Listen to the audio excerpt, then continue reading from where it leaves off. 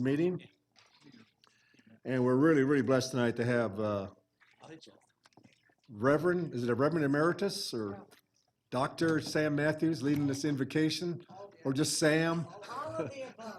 Well, we're really delighted to have you tonight, Sam. Do you have it as long as you want? I didn't mean that. And then we'll have Officer Wright lead us in the Pledge of Allegiance. So those who are willing and able, please stand. Let us pray. Almighty God, who has created us and who sustains us in all weathers, be present here tonight. In this season of hope and joy and peace, we seek those virtues. And we ask that you make us instruments of those virtues. Make us hopeful. Make us peaceful. Make us joyful. We're a grateful people tonight. We're grateful for our nation, for our leaders and its people. We're grateful for Cobb County and Georgia, for these here who lead, and so many others by word and by deed, who work to make this a good place, to see that those without voice have voice, that those without place have place. We know that we live in a good place, in a good time. Now tonight, we remember again our good friend Tim. We remember his sense of humor, his dedication to his job and to the people of Cobb County, his great courage flying so well in the hurricane and the storms. Bless this institution that we dedicate in his name, that it would do truly what it's meant to be, offer a higher quality of life to people who love Tim and whom Tim loved. Hear us, we're grateful, and we seek to be joyful and peaceful and hopeful in this season. Grant us those gifts. Amen. Amen.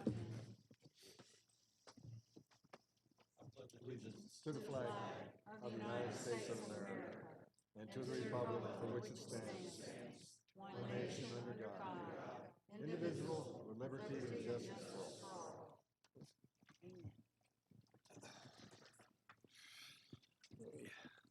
Thank you, Dr. Matthews and Officer Rutt, for starting out the evening. Okay, we have a few presentations tonight, and I'll start out. I'm going to yield the floor to Commissioner Burrow to make a motion, and we'll go from there. Okay, thank you, sir. First of all, it is my honor to bring this agenda item forward to honor the late Tim Lee. Many of you know that he was a strong advocate for our senior community, visited frequently at the East Cobb Senior Center, which we are proposing to name in his honor tonight. So I know you'll hear from the proclamation all the good things that were done, and when he, in his tenure, 14 years here serving the county, first as District 3 Commissioner, and which he left to me, and now and then as Chairman of the board. So I would like to make a motion that we approve renaming the East Cobb Senior Center for the name of Tim D. Lee. I'll second that. Any discussion? Call a question. Passes 4-0 at Commissioner Rod in absence. And with that, I'll still yield the floor to you, Commissioner Burrow. Thank you, Commissioners, for that vote. I appreciate that. I'd like to ask Annette Lee and the children to come up for a presentation. We have a lot of distinguished guests here with us tonight. Our former chair and District 3 Commissioner and Attorney General, and among other things, Sam Olens is with us tonight. Thank you for being here. And our former Commissioner, District 1 Commissioner Helen Gorham is here as well in support. So thank y'all all for being here, and many friends and family members as well. So, whereas Tim D. Lee began his foray into public service as the president of his subdivision HOA. From there, he moved on to serve as president of the Northeast Cobb Homeowners Group, a director for the East Cobb Civic Association, and a board member of the Cobb County Civic Coalition. And whereas in November 2002, he was elected as Cobb County District 3 Commissioner. From the beginning of his first term until his service as Cobb chairman, Tim became certified by the Association of County Commissioners of Georgia, the University of Georgia. Graduated from the 2004 Cobb Chamber of Commerce Leadership Cobb and Honorary Commander programs. Graduated from the 2004 Atlanta Regional Commission ARC Regional Leadership Institute. Served on the boards for the Center for Children and Youth Adults, the North Georgia State Fair, the Cobb Symphony Orchestra, Must Ministries, the North Georgia Law Enforcement Academy, and more. And whereas in July 2010, Tim D. Lee was elected chairman of the Board of Commissioners, and in 2012 received the Mac Henderson Public Service Award, and in 2013 received the Marietta Daily Journal Cobb Citizen of the Year Award. As chairman, Lee worked with the board to tackle the Great Recession and transportation issues throughout the county.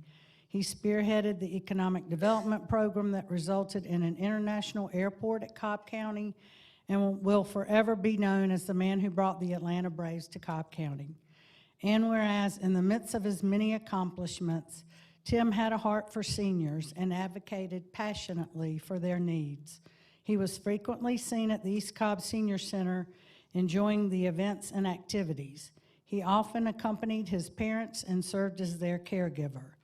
And whereas Tim is survived by his wife Annette, their 3 children and 6 grandchildren, Tim inspired the Cobb community and exemplified the servant leader. Now therefore, we, the Cobb County Board of Commissioners, do hereby posthumously honor Tim D. Lee, are grateful that his family shared him with Cobb County, and are honored to rename the East Cobb Senior Center to the Tim D. Lee Senior Center. This the 16th day of December, 2019.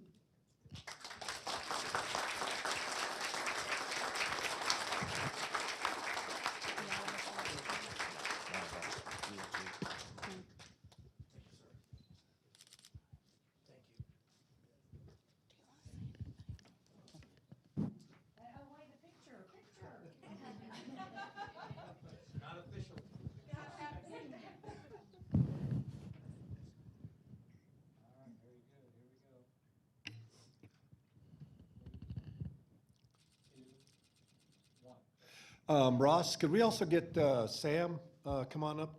Sam, Commissioner Olens and Commissioner Gorham, Chairman Olens and Commissioner Gorham up here for the picture? Be a nice legacy picture here for all of you.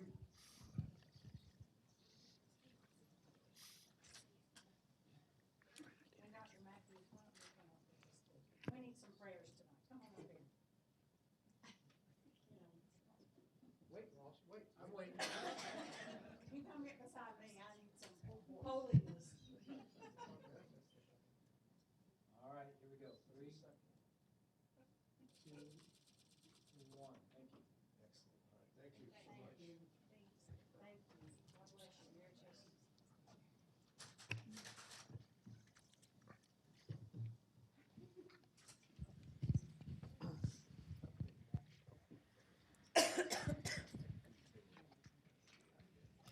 If I could get Eagle Scout Tejas Vidulur and their parents, and his parents come up here, please.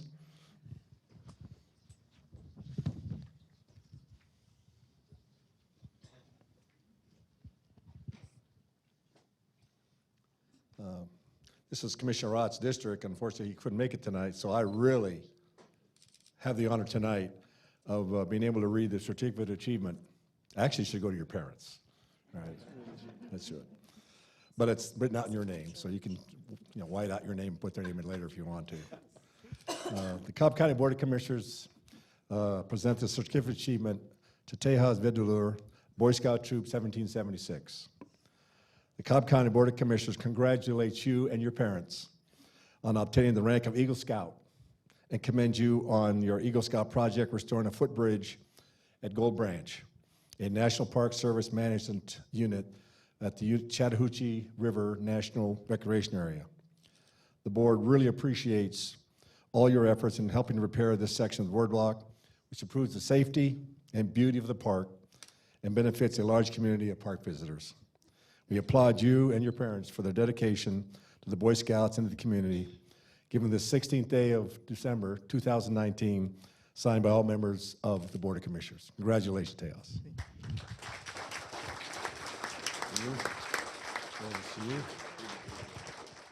All yours. It's truly an honor to receive this award, and I believe it's my duty to the community for the project that I did, and we live right across from that Gold Branch Park, and going across it every weekend or whenever we go by, the idea to make that more safe as it was eroding due to the stream that was going over it really caught my eye, and I truly wanted to make that a better, beautify it for the park and its visitors. But more than that, I truly learned patience, how to leadership skills, and dealing with constraints by leading my troop and the scouts in the troop to help me make that a better park and a safer park for its visitors. So, thank you. All right, thank you.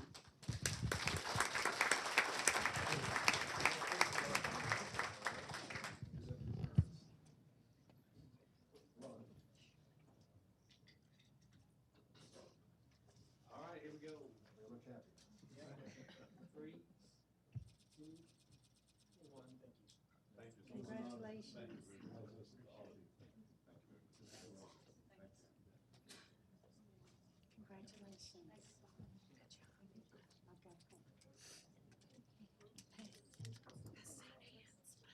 Oh, is it really? Okay. Okay, well, we have a surprise agenda item tonight. And so that, I'm going to turn the floor over to the county manager.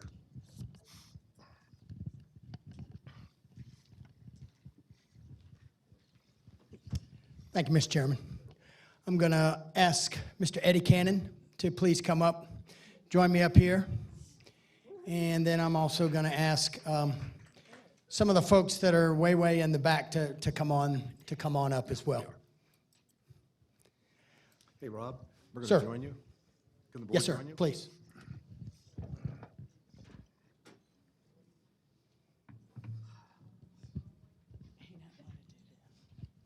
Don't be shy.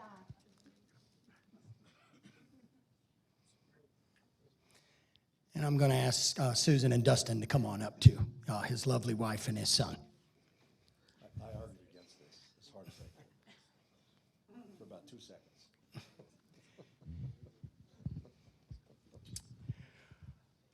I appreciate the board's indulgence tonight.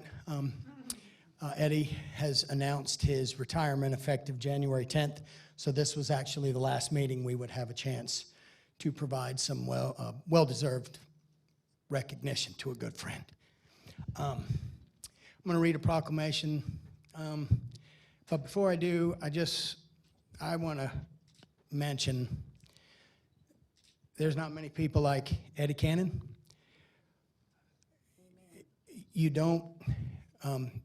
There's not many people that just call you, and instead of complaining about something or asking about a work-related question, instead it's, "Are you okay? You know, did your son play all right on Friday night? How's your wife?" And I think that everybody that Eddie has touched, including all of the department heads that are up here tonight that report to his agency, would be able to attest to that. So honestly, I feel blessed to have worked with Eddie for all these years, but more importantly, I think it's more important that I called him my friend. So the proclamation tonight reads, whereas Eddie Cannon has always been passionate about the role parks and recreation play in increasing people's quality of life. He grew up in Roswell, Georgia, and began working in Roswell's summer camp program when he was only 12 years old because his mother, who was a school teacher, also served as a summer camp director. As a teenager, Cannon was promoted and began to help maintaining Roswell's parks. Whereas Cannon earned a bachelor's degree in recreation from West Georgia College, now the University of West Georgia. He also played center field for the college's baseball team. Over his illustrious 40-year career, Cannon has held positions in the Roswell Recreation Parks Historic and Cultural Affairs Department, the City of Cumming Recreation and Parks Department, and Cobb County Parks. Whereas Kenan has shared his passion and expertise with Cobb County for more than 20 years. He began his career in the county as Park Service Division Director and served as its Operations Division Director. In the fall of 2007, Kenan was promoted to Director of Parks. Because of his knowledge, enthusiasm, and strong leadership, Kenan was chosen as Cobb's Support Services Agency Director in the summer of 2016. Whereas in addition to his work with the county, Ken is a member of the Georgia Recreation and Park Association and served as president of the association in 2018.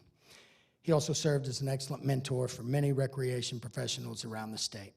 His passion also fuels his free time, enjoying visits to parks and the great outdoors with his wife, Susan, 2 children and 2 grandchildren now.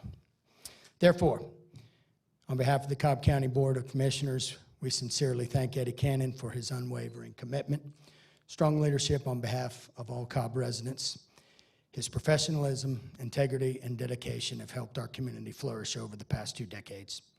We wish him well in his retirement. Signed by all 5 commissioners this day, December 16, 2019. Congratulations.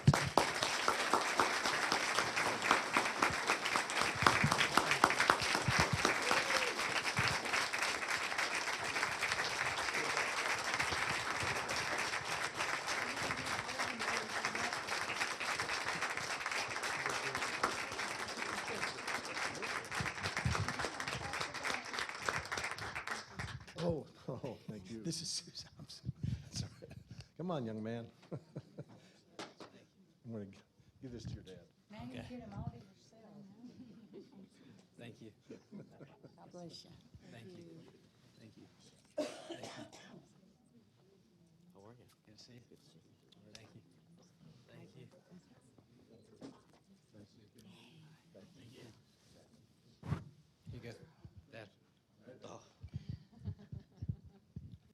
This will be tough. Right here, center stage.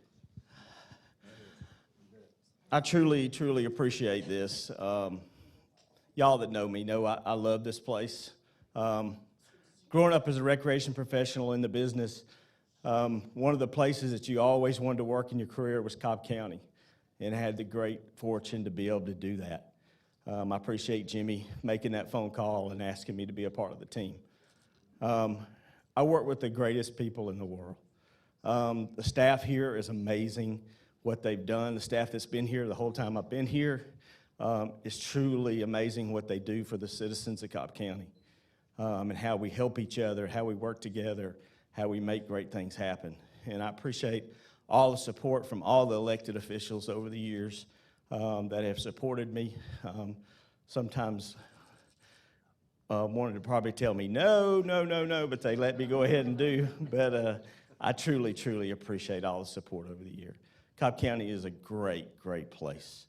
And I'm so lucky and so fortunate to have been able to work here and be a part of this great team. Rob, thank you tremendously. You are a great friend of mine, and I truly appreciate this. Chairman and Commissioners, thank you so much for this. And of course, hours that I've spent away from home, Susan had done such a great job raising our family, and I truly appreciate that too. So thank you, and it's great to have my son here. My daughter lives in Bluffton, South Carolina, and with our 2 grandchildren, so I appreciate all of them. Thank you. So thank you. Thank you.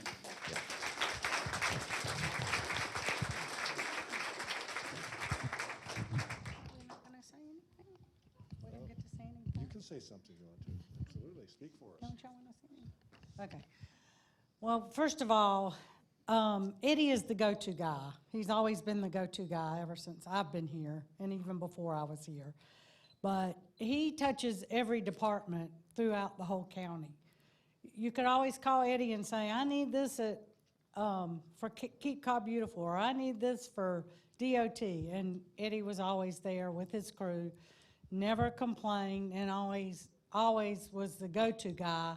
Hence, he got the name Golden Boy. He was golden, he was. And he's just always been a good friend and supporter of everything we do in Cobb, and I can't thank you enough. Now you have time to spend with your family, but most importantly, the grandchildren. That's what it's all about.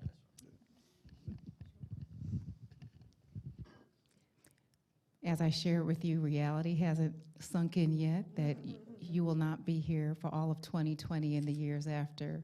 But for the years that you have been here, I truly have appreciated your helpfulness always, your thoughtfulness always. But for me, knowing that you have beautiful grandchildren to spend time with, I might be a little salty up here today. But I just wish you the very best. Hope this is not the last time we see you. But again, if we know that you're spending time with family, we know it's going to be time well spent. And we appreciate the professionalism of service that you've had here, but also your heart. Thank you, Eddie. And Eddie, I know we've only worked together for the past year, but we're on various committees over the years before that, and I appreciate all you've done for the county and the knowledge you've imparted onto me. Thank you. Well, Eddie, yeah, don't give me a microphone. Thank you so much.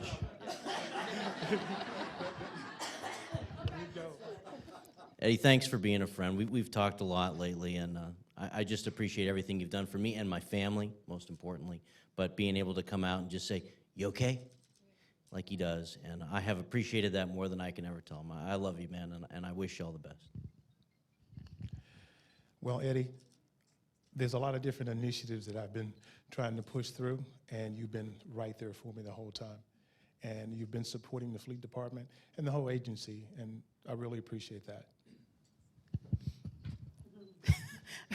Eddie, I thank you for being such a great boss. You've been fabulous to work with. You've really transformed the agency. And my children call you my BFF, and that's best friends forever. And they are correct in saying that, so thank you. Hey, so I just spent the last weekend with my college friends, and they asked me why I'm not retired like them, and I tell them because Cobb County's family. It's not a job, it's family, and you've made that for me here. He always told me to keep it short and sweet when I was speaking. But I will tell you one thing, you cannot get up before that man because he's always awake. And I've heard that 7 days a week, a phone call early in the morning, late at night, that's all week long. Thank you, Eddie. Yeah, Eddie, when I first came to work here, one of the first things I heard was that the man never sleeps. But on behalf of the purchasing department, we just want to let you know how much we appreciate you and how much we've appreciated your support. So we're wishing you all the best.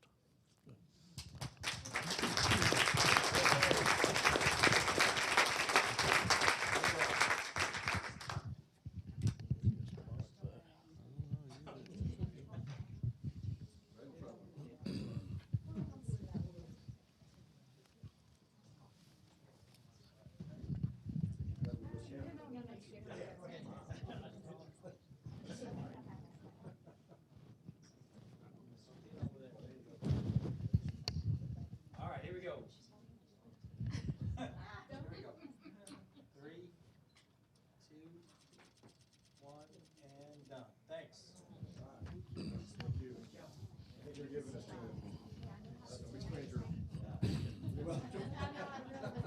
Yeah. I don't know who gets Mike back.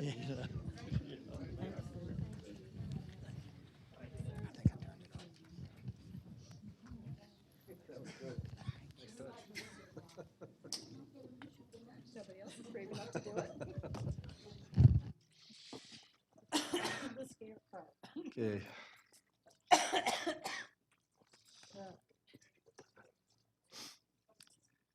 Everyone who knows Eddie knows he's always welcome back here.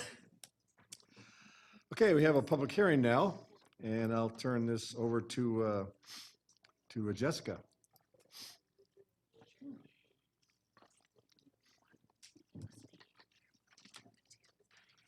I don't remember. I didn't see her. Too many people. Too many people. Good evening, everyone. Jessica Gwynn, Cobb County Community Development. This evening, we have a public hearing and approval of the Chattahoochee Corridor Plan Certificate of Compliance for the new park at Discovery Boulevard. Given the park's location in close proximity to the Chattahoochee River, it was required through the Metropolitan River Protection Act to be reviewed by the Atlanta Regional Commission. We have completed that review, and the findings that we received from ARC found that the development plans are consistent with the Chattahoochee Corridor Plan. So this evening, we're asking that you all open the public hearing and approve the certificate of compliance. Thank you. Okay, thank you. Just to give you ground rules, unlimited number of speakers, you each have 3 minutes. And we ask that you come forward, let us know who you are and where you live. And with that, I now declare this public hearing open to approve the Chattahoochee Corridor Plan Certificate of Compliance for the development of linear park along Chattahoochee River, adjacent to Discovery Boulevard, approximately 6 miles southeast intersection with Veterans Memorial Highway. So those who'd like to make a comment about this, just come on up. I just ask that you do it one at a time so you don't block anybody behind you. I promise that if you want to be heard, you will be heard tonight.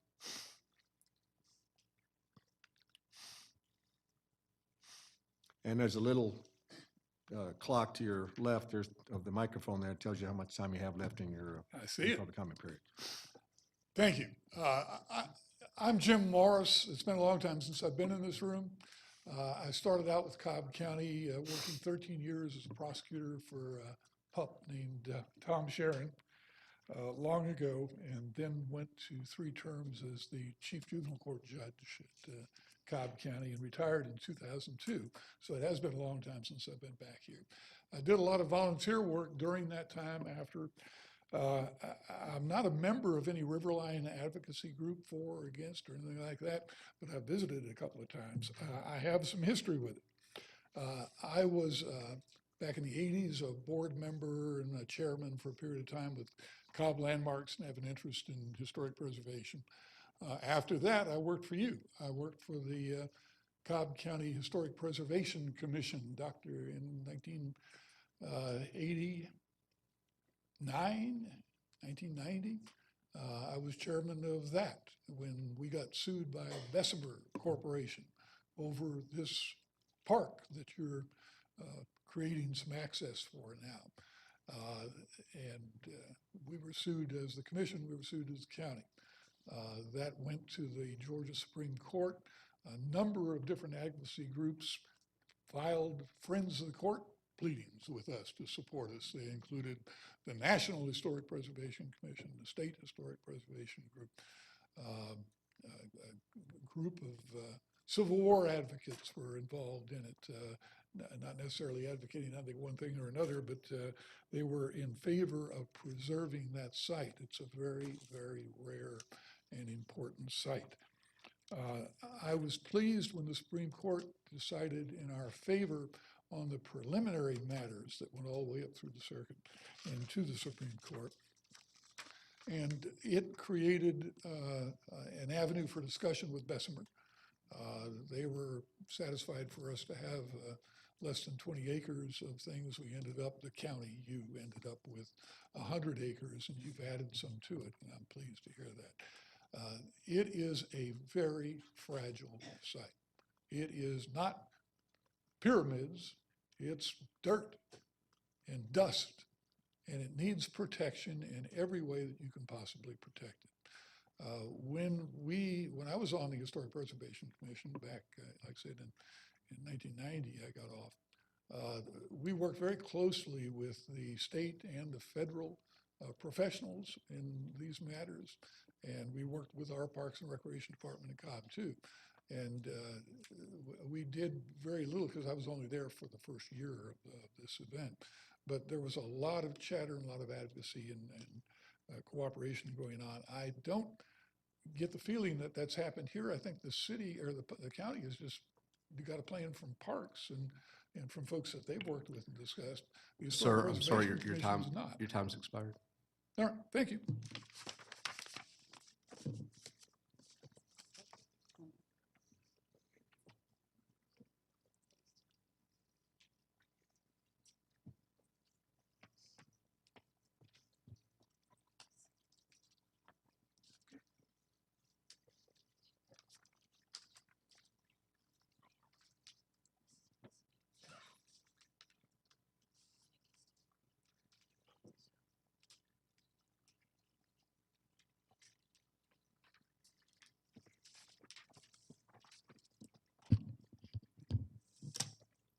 Good evening, Chairman Boyce and Commissioners. My name is Roberta Cook from Mableton. I'm Executive Director of the Riverline Historic Area nonprofit. Our mission is focused on preservation of historic and natural resources, which complements the 83-acre Chattahoochee Riverline Civil War fortifications that are under MRPA review. Our November 21st comment letter opposes the location, again, the location of the parking lot facilities. This park is listed on both the Cobb County and National Register of Historic Places. The National Register, as Jim said, was the basis for rescuing this land from bulldozers 30 years ago through successful litigation with the developer, Bessemer. The Cobb County Register is charged with the responsibility of preserving this historic land.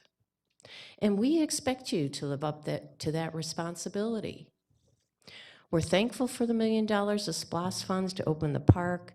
Parking facilities are an important component of public access. The parking lot design is innovative and the restrooms are well intended.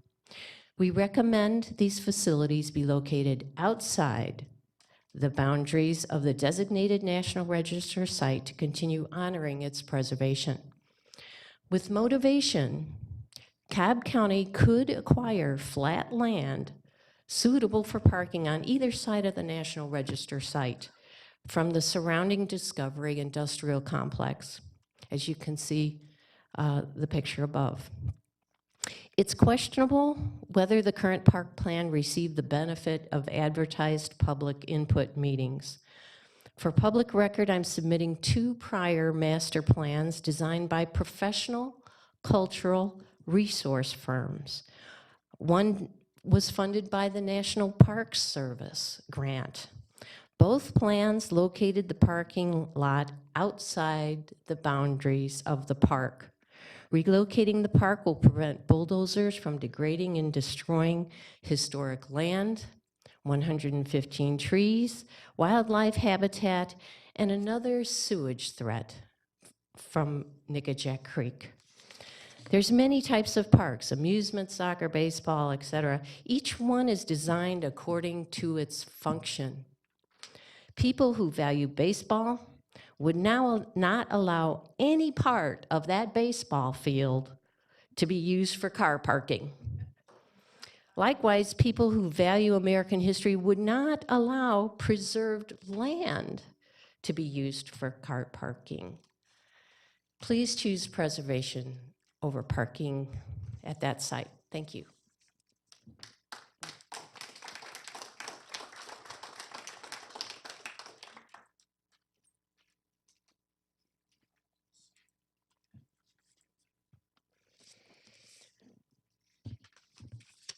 Good evening, Commissioners. My name is Cynthia Patterson, and I live in District 2. Cobb County is steward for 103 acres of rolling hills along the Chattahoochee River. 83 acres are on the National Register of Historic Places, recognizing the land's importance during the Civil War. Trees flagged with orange tape will be cut to make room for a parking lot, restrooms, and associated septic field. Clear-cutting 115 trees, bulldozing natural contours, and paving will degrade this nationally recognized Civil War site. Would you trade this oak tree for a convenient parking spot? I volunteer with the Chattahoochee River National Recreation Area, a national park. Many units have no bathrooms. Visitors don't seem to mind. They enjoy hiking intact woods along the Chattahoochee River. Adjacent properties on Discovery Industrial Court are already flat and cleared. Flat cleared land, perfect for a parking lot, is outlined in the red rectangle. If we value preservation, green space, and clean water, what are the options? Move forward to lengthen Discovery Boulevard sidewalk, build park trails, and install interpretive signs. Suspend plans for building parking lots and a restroom. Acquire the ready-made flat parking lots on Discovery Industrial Court. The Chattahoochee Riverlands will connect communities into a corridor of greenways and blueways from Lake Lanier to Chattahoochee Bend State Park. Guess where the Chattahoochee Riverlands pilot project is? The first trail runs through the 103 acres. Grab this opportunity to demonstrate how Cobb County's environmental stewardship protects our precious river and historic green space. Please choose land preservation and an intact National Register site over land disturbance and parking and restroom convenience. Thank you. Thank you.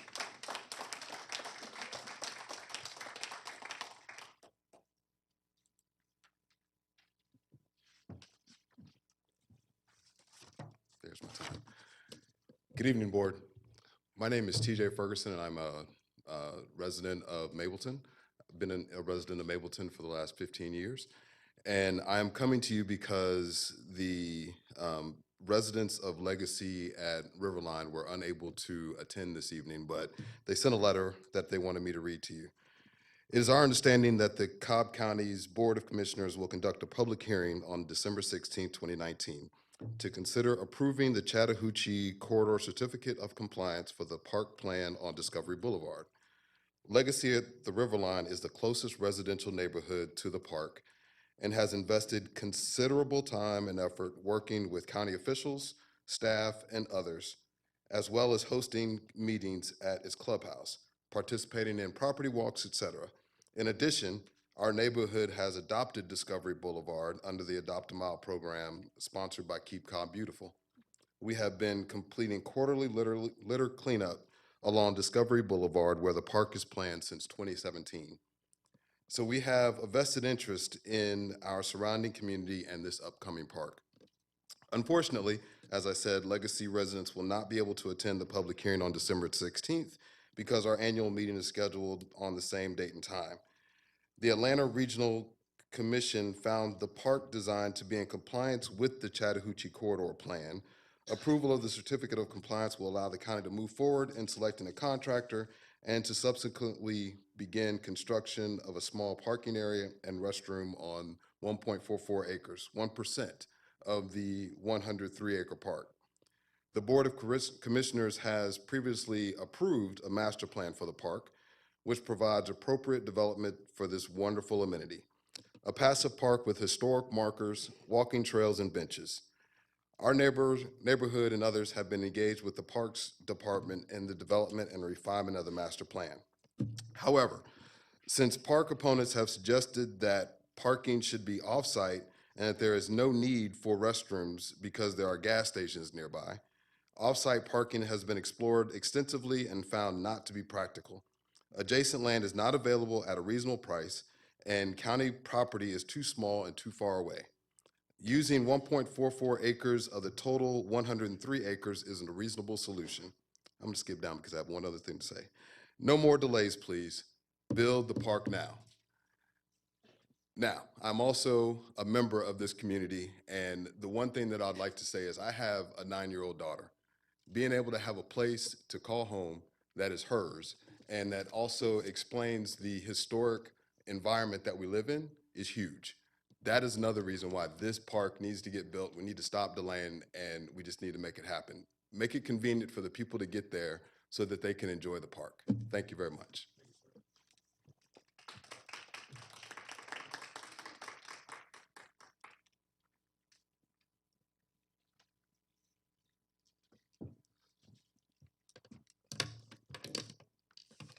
Good evening, Chairman Boyce and members of the Board of Commissioners. My name is Sheila Edwards, and I'm a member of the Mableton community in South Cobb. Prior to residing in South Cobb, I lived here in Marietta, where I raised and educated my 2 children. Both are proud graduates of Marietta High School. We were fortunate enough to be at the Georgia State Stadium this weekend to witness their alma mater win the state championship. It was an exciting moment, and I commend the coaches and players. Go Blue Devils. I'm a 12-year resident of the Legacy of the Riverline subdivision, located at the corner of Discovery and Veterans Memorial. My community is the closest residential community to the proposed linear park.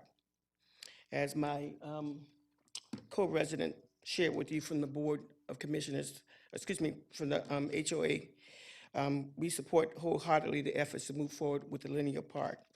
Further, I request that you treat this new park and other activities that occur within our community the same as you would any of the other parks and communities that make up Cobb. This includes providing us with amenities that would allow this park to fully function and serve the public, which is a restroom area and adequate parking. I label these as amenities, but when we drill down, these basic services fall more into the category of decent human services. Many outsiders of our community would have you to think differently and suggest that neither is needed. I reject that notion that these non-stakeholders can demand that no restroom or parking be included for this area. I further reject their dictate that park guests should dodge cars on the main road to access the park, or that they should utilize gas stations if they receive a call from nature. Lack of restrooms and adequate parking will keep out the very people that we are trying to attract to these types of green spaces, which includes families. Furthermore, failure to include a restroom will lead to the unintended creation of an unsanitary park, as the woods, fields, and trees will certainly become the restroom of choice and convenience. Also, how would the application of this small-minded thinking of no facilities apply to moms with small children or seniors with weak bladders? Should they just hold it until they can call upon the mercy of a local business to be granted access to their facility? How would this small-minded thinking of no parking apply to these moms, seniors, or our handicapped patrons? Can you envision handicapped and non-handicapped visitors being forced to dodge cars on Discovery Boulevard as they try to access the park? Can you envision a small child accidentally darting away from a mom, or a car veering too close to pedestrians walking along the road to access the park? If an unforeseen situation occurred, can you envision the legal implications and liabilities that would follow? Well, I can. I believe that it is a disaster waiting to happen. The county should not place itself in harm's way for the grievances that would surely arise from forcing people to walk in traffic to get to the park. I find no comfort in these thoughts and ask that you reject requests to eliminate restrooms and parking for this linear park. As you move forward in creating parks and green space for this area, as well as other areas in Cobb, I ask you to think of people and families first, and that you allow that to guide your final decision. And when it comes to an appropriate name for the park, I urge you to name the park Discovery Park. Ms. Edwards, sorry, your time's up. Okay. Thank you. In closing, just please reject anything that would suggest division in our community. Thank you. Thank you.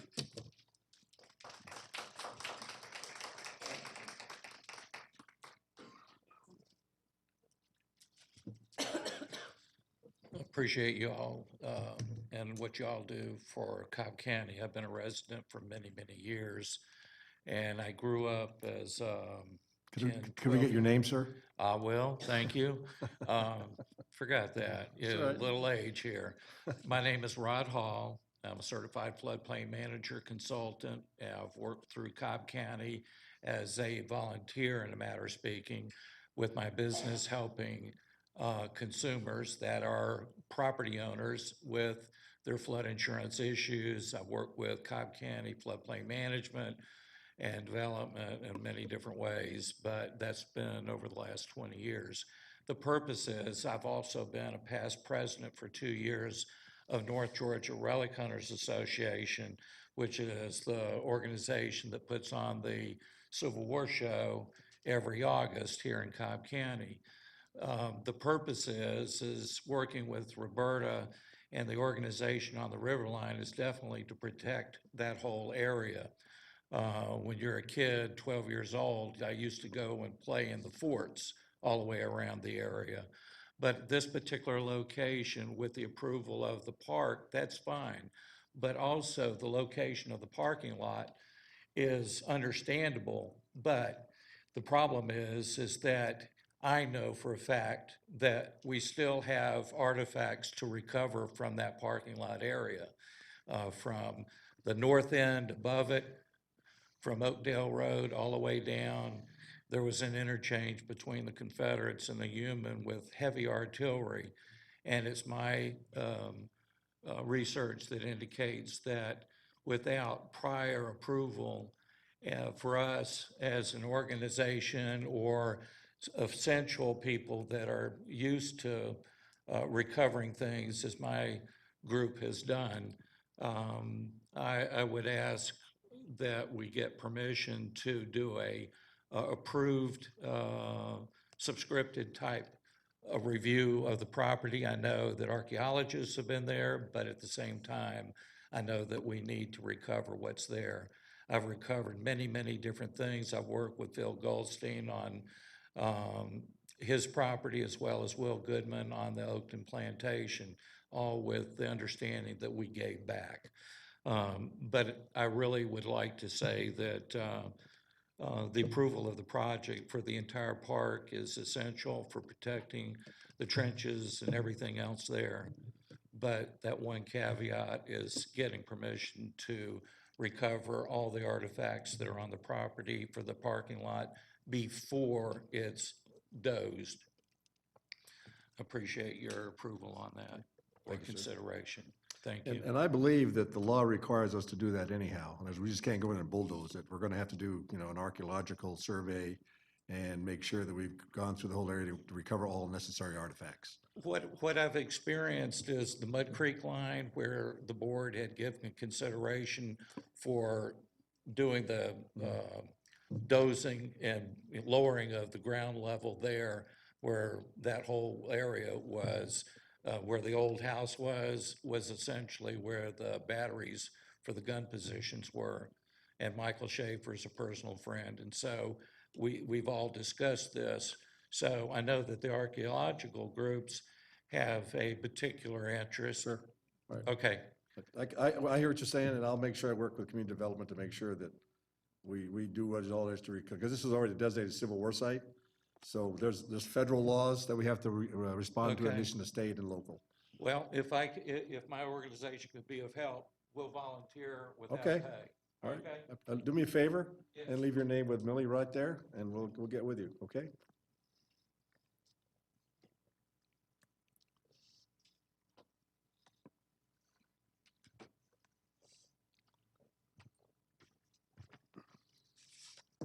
Good evening, Chairman Boyce and Commissioners. I'm Norm Fagg. I live in District 3 of Cobb County. And I'm standing here to recommend disapproval, at least for now, of the Parks Department's proposed plan to create parking and restrooms out of parkland along Discovery Boulevard. Such a plan is inconsistent with the primary purpose for which the land was acquired, which is preservation. I'm basically supporting others, so I'll be very brief. The proposed parking lot is certainly not the worst solution that could be proposed, but it's not optimal. It would be much better to have parking on the flat ground in some of the adjacent properties. And I think that this ought to be further explored before approval is given for this plan. I have sent an email to all the commissioners, and I would definitely recommend that you not approve this plan tonight, but explore further the possibility of finding alternative locations for parking and restrooms. Thank you. Thank you.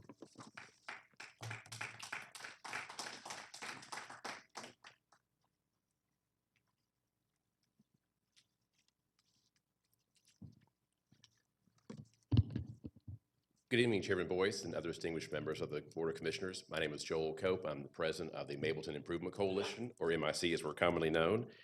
And our organization rises in support of the approval of the Certificate of Compliance.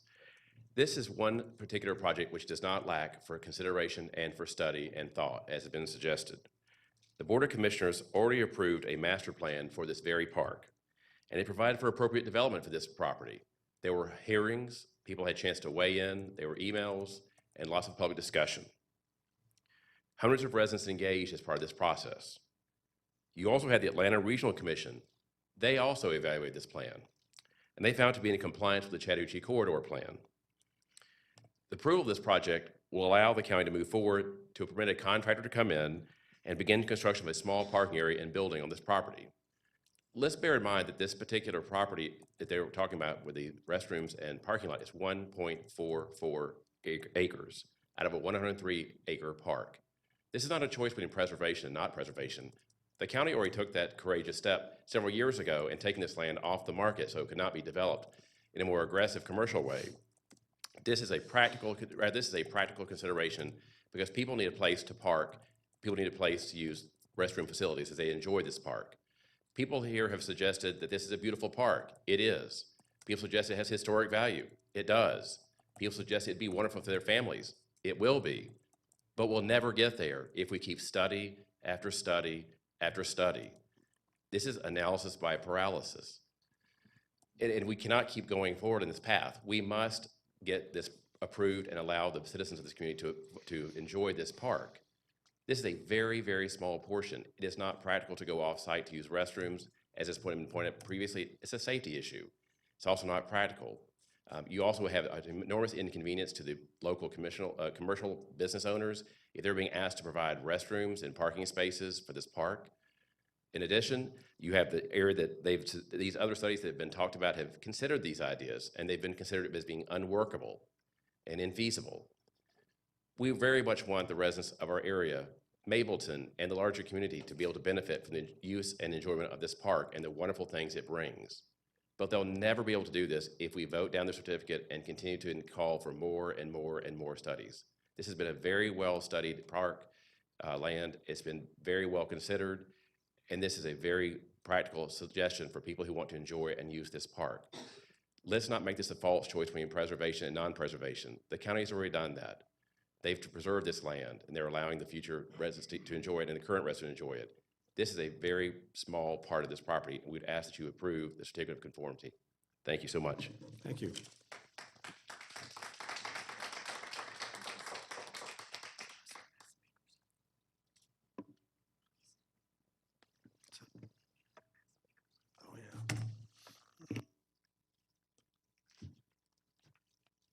Good evening, Commissioners. My name is Henry Vogelai, and I've lived in District 2 for the past 35 years. And I just want to support the people who have spoken in opposition to the proposed development. This will be a great park. I'm so appreciative of the commissioners present and past and all the people who have worked to preserve this property and to make this into a park. I do, however, oppose the, I understand that, of course, parking spaces are needed in order for the public to use the park. But I would just encourage the commissioners to explore any possibilities of using already paved and developed land rather than to disturb this historic. Again, I understand it is a fairly small percentage of the park, but any of this that could be preserved, any of this green space, any of this habitat, any of this historical property that could be preserved, I think would be very beneficial. The other thing is, as far as the restroom, there aren't very many people who utilize these parks, these fabulous parks in Cobb County more than I do. And at Gold Branch and at Vickery Creek, there's not any bathrooms, and it's never even occurred to me that there needed to be a bathroom in a passive park. I don't know if there is no bathroom, if it would even be a concern that they'd be disturbing the gas stations. There's no gas stations near Gold Branch. There's no gas stations near Vickery Creek. The parks seem to get well utilized without, and there's nobody who appreciates the bathroom more than I do at 70 years old. But when I go out to the park, I just, think of it as something I do before I go to the park. Um, Anyway, I would, again, this park is great, and my thanks to the people who have made this possible. I would just encourage the full investigation of the parking and already developed property rather than to disturb this land. Thank you very much.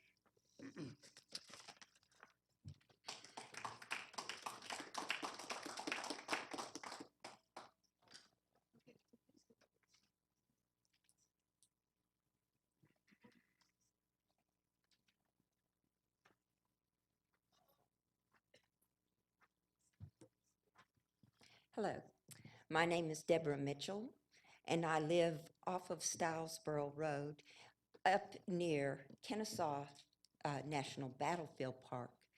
And I just wanted to say that I am fortunate to live within walking distance, but that park is very large. It has trails, I think close to 20 miles of trails. The only bathroom that I know of is at the visitor center. But my thing is that everyone in this room, everyone in this country is a stakeholder of not only that park, but the property that we're talking about tonight. I don't live in Mableton, but I still am a stakeholder because I like the preservation of these historic sites. And I would welcome, anybody like that comes up in the Kennesaw area would want this, it is well preserved. It has restrictions, and it's for everyone in the country, and not just people in Mableton it's nice to have a park nearby, I know. But I'm just saying that we have to think about the stakeholders are everyone, not just the small community very near this historical site. We could have people from all over the country or internationally that would want to see these earthworks and different parts of the historical nature of the park. So that's the most important thing to preserve. Thank you.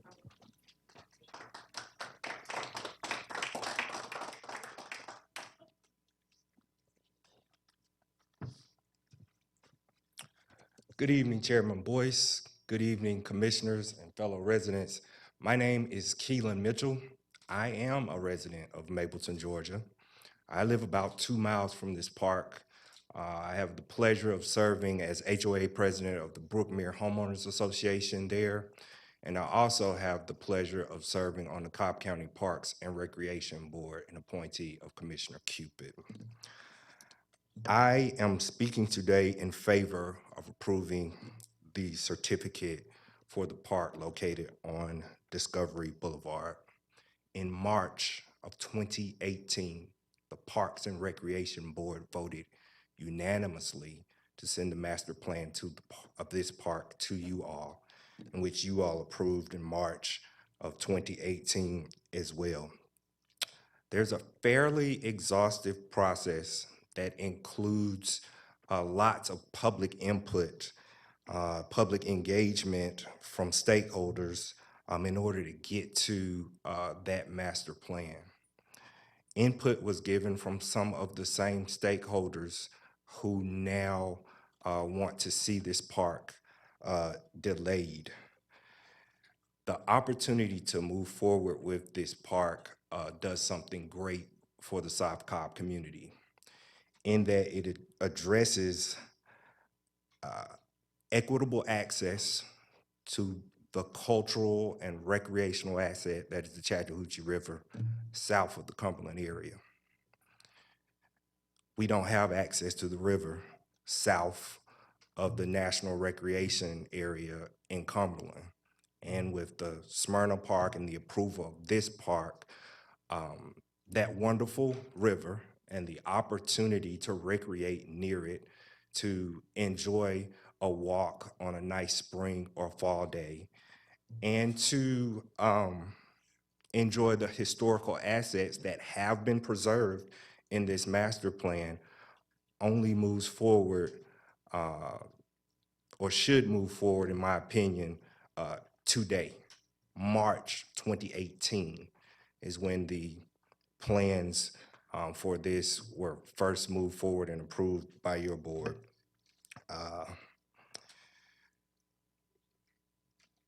It's, in my humble opinion, logical reasoning, sound judgment, and good old-fashioned common sense to have a restroom on a 103-acre property.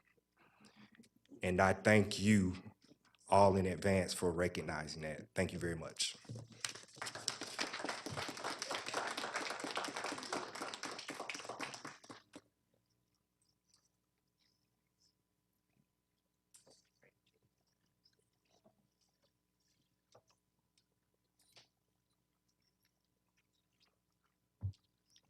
Good evening, Commissioners. Sonia Wheatley.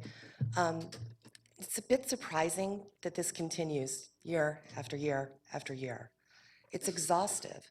And I think the fact that so many people are showing up speaks to the importance of it. I do respect a lot of the people that are, that are opposed and the river keepers. They are dedicated and they're passionate, and they've done a lot of great things, connecting the Comet, different projects. But enough is enough. We've been through this. There have been studies. This is a minuscule portion. It is, analysis through paralysis, and it's not logical. So the statement is, take someone else's property, spend more money, wait another 30 years? There's simply not logic here.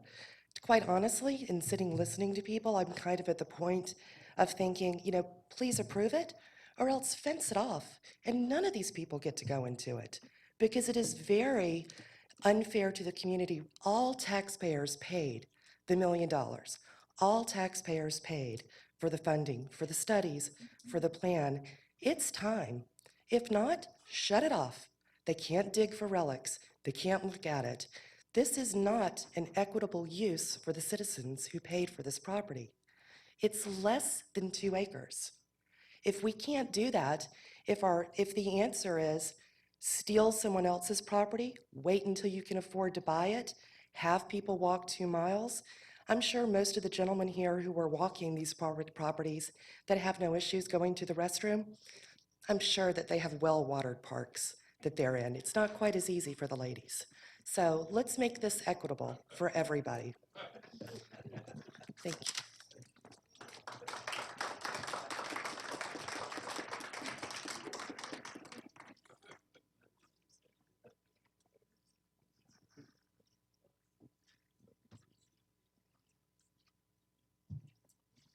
Good evening. My name is Robin Meyer. I serve on the board of the Mableton Improvement Coalition, and I live less than a mile from this property as the crow flies. A bit further as the car travels, but only a mile as the crow flies.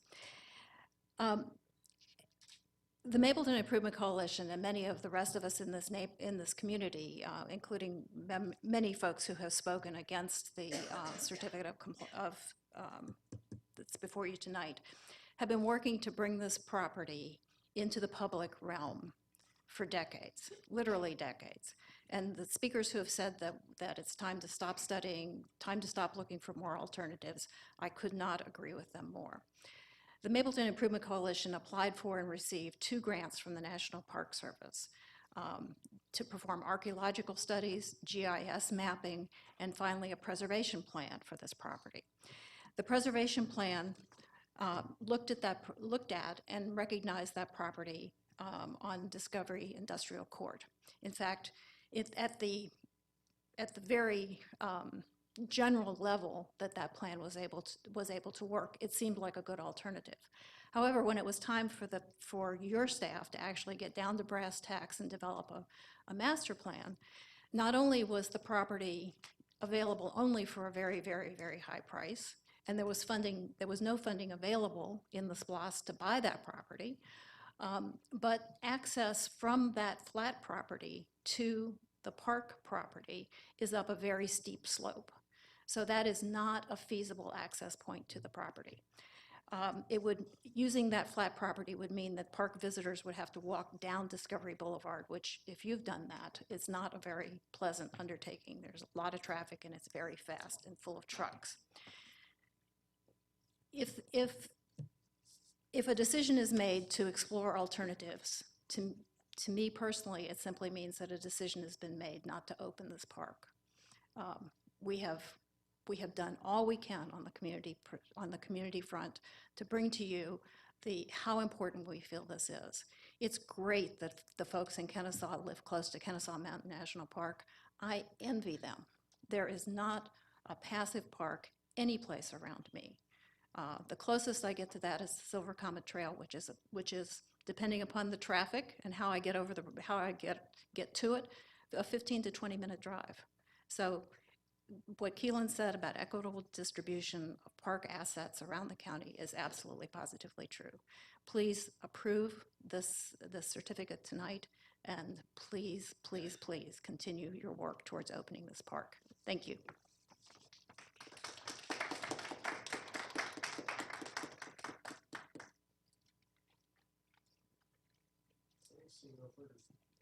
Seeing no further speakers, I now declare this public hearing closed, and I'll turn the floor over to Commissioner Cupid. Thank you, Chairman. While there certainly are varied opinions about this park, if there's any positive to glean is that there's a lot of interest and support for this park. And I think that is the positive takeaway for me and hopefully many of us in this room. The agenda item for today is to conduct a public hearing and approve the Chattahoochee Corridor Plan Certificate of Compliance for the development of a linear park along the Chattahoochee River, adjacent to Discovery Boulevard, approximately 0.6 miles southeast of the intersection of Veterans Memorial Highway. The background of this is that the subject property was submitted to the Atlanta Regional Commission for review and comment on the development as mandated by the Georgia General Assembly. Act number 66, the Metropolitan River Protection Act of 1973. The basic process of certification under the Act requires that local governments review land disturbing activity proposed in the Chattahoochee Corridor and certify those which are consistent with the guidelines for development in the Atlanta Regional Commission's Chattahoochee Corridor Plan. The Atlanta Regional Commission staff has completed a review and found that the development plans are to be consistent with the guidelines of the Chattahoochee Corridor Plan. At issue today is the consistency of this activity with the Chattahoochee Corridor Plan. At issue today are not the merits of the project. This has been debated and considered over the various planning stages of this project. As was stated numerously, this board has approved by majority the master plan for this site. So continuing discussion about features which were approved already in the master plan over a year ago have a little bit less weight when the premise for this agenda item is to see if what we're doing is consistent with the Chattahoochee Corridor Plan. As not being experts, we lean to the Atlanta Regional Commission for this vetting, and they have vetted this and found this to be consistent with that. For those who have concerns on either side, I appreciate you utilizing a public forum to share those concerns. Many of these concerns have been vetted in other public hearings that this board has had, that Parks and Recreation has had with the community over several years now. And this is a give and take process, considering the varied issues on the matter. There are certain desired elements of parks that I have weighed in, and not all of them have made the list of a master plan for certain parks. And recognizably, even as commissioner, I win some and I lose some, but at the end of the day, as the community comes together to determine how to move our parks forward, we're hoping that our coming together produces an asset that allows the majority of the population to enjoy that amenity. That has been done here, and I'm confident that we can enjoy this asset in the approval of this agenda item today, and encourage those who have interest in our parks and the development of other spaces for preservation, that you continue to be a part of the public hearing process. But again, just know the premise behind this vote today is to review the consistency of that plan. And that is what I'm asking for the board to support today or this evening. So with that, I'd like to make a motion that the Board of Commissioners approve the Chattahoochee Corridor Certificate of Compliance for the development of a linear park along the Chattahoochee River, subject to the rules and guidelines of the Metropolitan River Protection Act and all applicable Cobb County development standards and regulations. Second. Have a discussion? Call the question? Passes 4-0, Commissioner Rowell in absence. Okay, thank you very much. Okay, public comment. How many speakers? Chairman, there's 12 that have signed up. I think. We want to hear about first. You okay with that? Everybody okay with that? Okay. So, okay, we're going to hear all 12 at one time, but we're going to take 5 minutes so that we can do something some lady talked about here in the audience. It's me, it's me.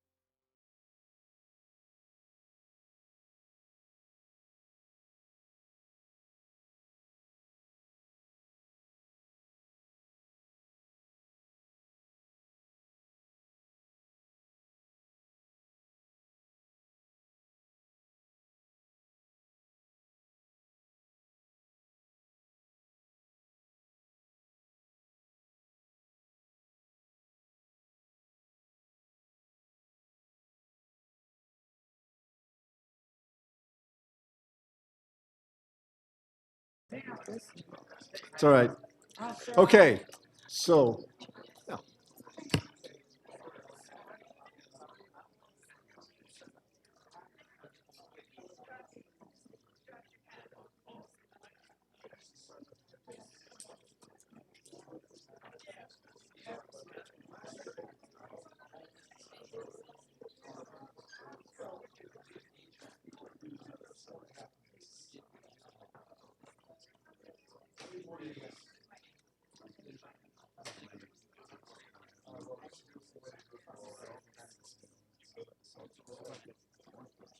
Okay, first speaker. Monica Delancey. Yeah.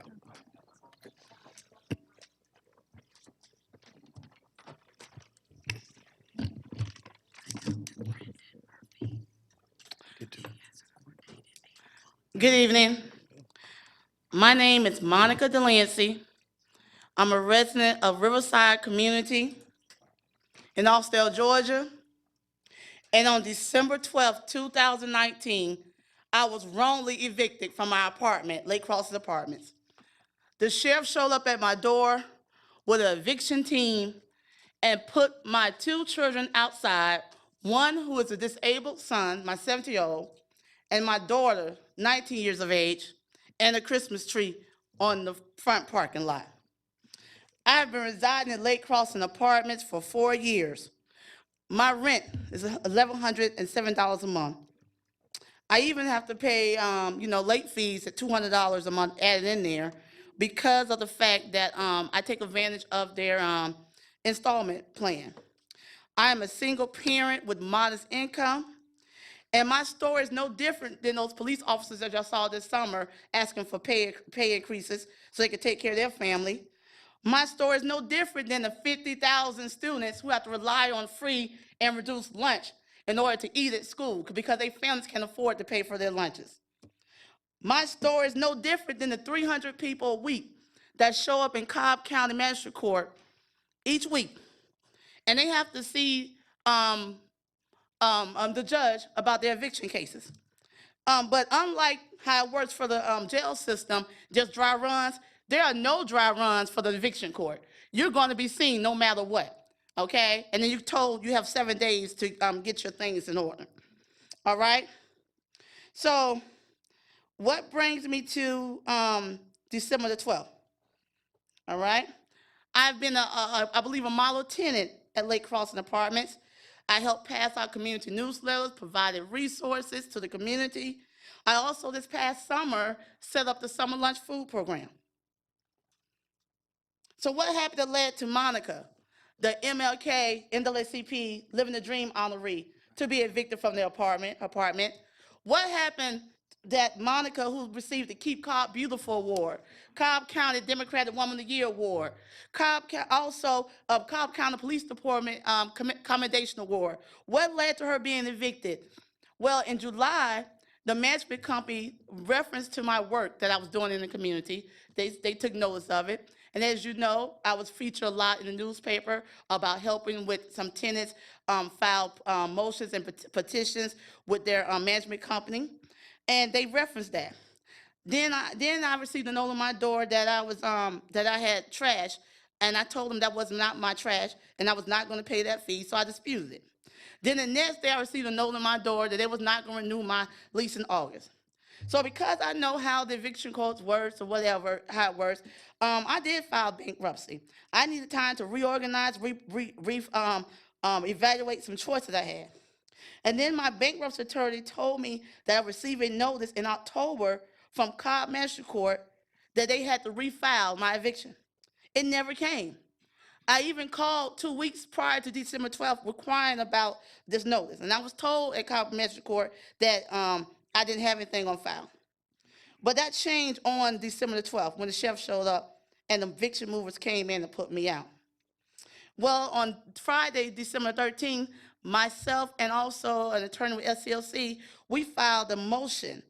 And we filed the motion, so therefore I would have a hearing on December the 20th. But then at 5 o'clock, I received notice from Cobb Magistrate Court that the November 8th judgment was vacated. So I need clarification. What does that mean? Does that mean I go back and take possession of the apartment? Because I tried to do that today and I was not given a key. And then when I called people and attorneys, no one seems to have a definite answer. But I need an answer about this. Also, South Cobb community is 55% renter occupied. And next year, they're gonna be asking for people to vote for them. They're gonna ask for vote for judges, vote for the sheriff. For what? So they can circumvent around the law? So I need to know that when renters speak up, are they gonna be evicted? Because that's what happened to me on December the 12th, 2019. Thank you. She said, come up here and stand with me in case I faint. I was gonna pick her up. Thank you, Monica, and also Jacqueline Dingle?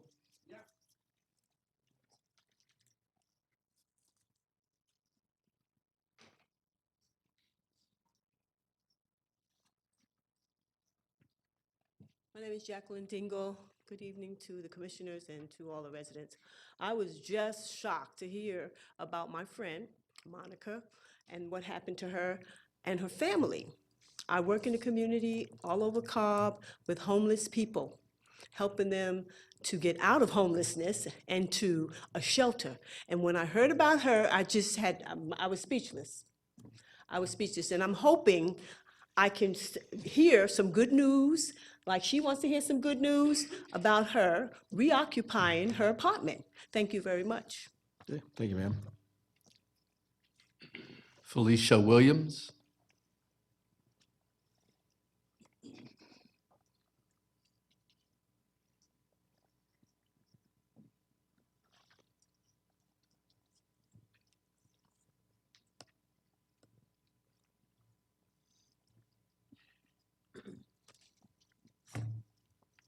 Hello, good evening, everyone. Good evening to all the Board of Commissioners and everyone here. My name, as just was said, is Felicia Williams. I've been knowing Monica Delancey for 7 to 8 years. We met at a PTA meeting, and we've been friends ever since. She does a lot in the community. She holds community meetings. We have events such as the National Night Out Against Crime, which Miss Commissioner Cupid came out and with us also and played kickball. We had the police department there and the fire department there as well. When Monica told me about what had happened to her, I told her that I would definitely come. I was very upset to hear what happened to her because she does so much in the community and she's always there for all of us. She was there for me last month when I needed rental assistance, and I go to work every day, 40 hours a week, and do overtime. In fact, I passed up on overtime tonight in order to be here for Mr. Lancey. And I'm sorry, I'm a little nervous, everyone. I'm not that good with public speaking. That's all right. Thank you. Okay, and also, other things Monica has had for us was the eviction clinic, which she also had Cobb County Legal Aid there. She does after-school programs and also summer programs for the children. Sure. And like I said, I know how she feels. I went through it also. A couple of years ago, I also had a problem with my leasing office. I didn't get a notice until the day that they filed the warrant. So when I went to their office to talk to them, they gave me the notice, and I was like, shouldn't have gotten this before today. So, and then they added $100 late fee and $300 warrant fee. So that was $400 extra to my rent. So I just want to make sure I get everything in, everybody. Just give me a moment. Okay, resources.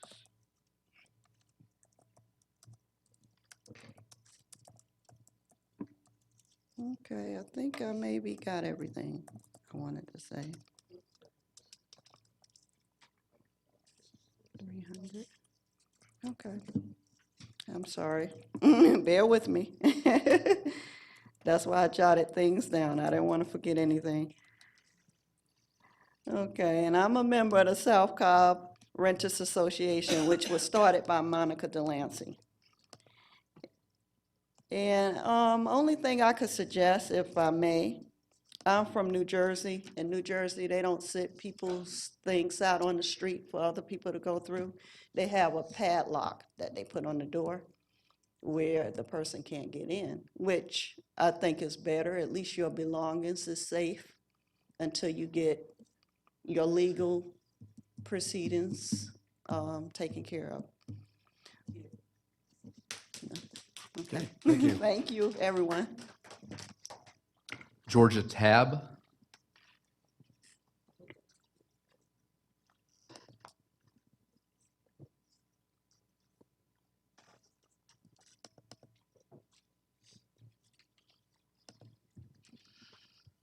Good afternoon. My name is Georgia Tab, and I'm a member of the Cobb County community. I jotted down a couple of notes because I didn't want to forget anything.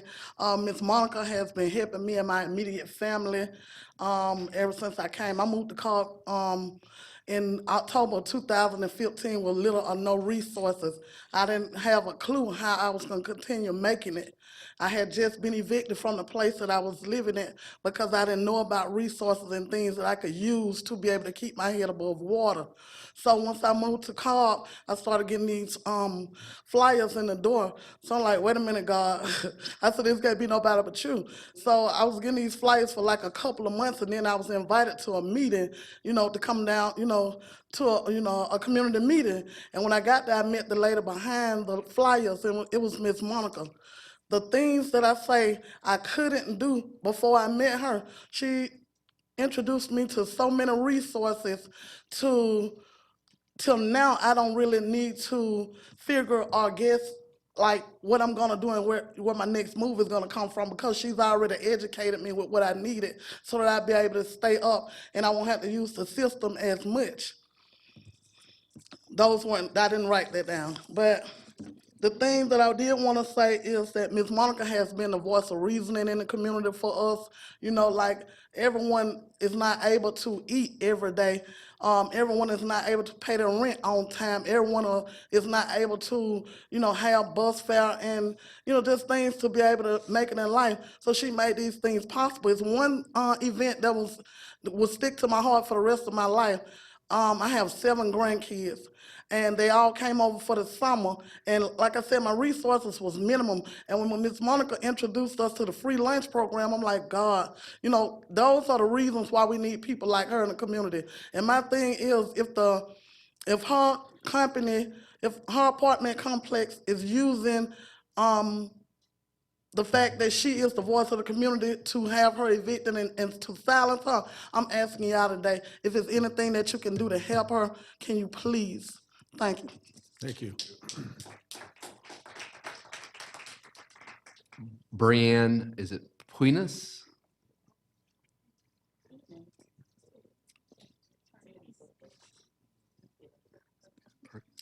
Perkins, it's your daughter. Hi, my name is Breon Perkins, and I want to talk about the disrespect of the movers and the sheriff, because during the eviction process, the sheriff followed behind me while I was gathering my stuff. If you don't know, I'm in school, I'm in college, and I go to college in North Carolina. So I have my stuff already in the suitcase because, I just got home from school. It came to my attention that my stuff was dumped out of my suitcase, and now my clothes are missing. And now I don't have any clothes to go back to school with, which I go back to school the first week in January. So now my clothes got messed up by the rain. And I just feel like that was so disrespectful. And I told the sheriff lady that because I was trying to get my suitcase that I wanted my clothes because that's the only thing I have. And those are my winter clothes. I brought all my winter clothes from school. The clothes I have at school are summer clothes. So I would be looking crazy walking around with shorts and t-shirts when I go back to school because my clothes got messed up by the rain and mixed up with the other stuff. So I think y'all need to address our sheriff, and then whoever hires the movie company, y'all need to address them too, because that was so disrespectful to my stuff. Thank you. Thanks, Brianne. Geneva Vanderhorst.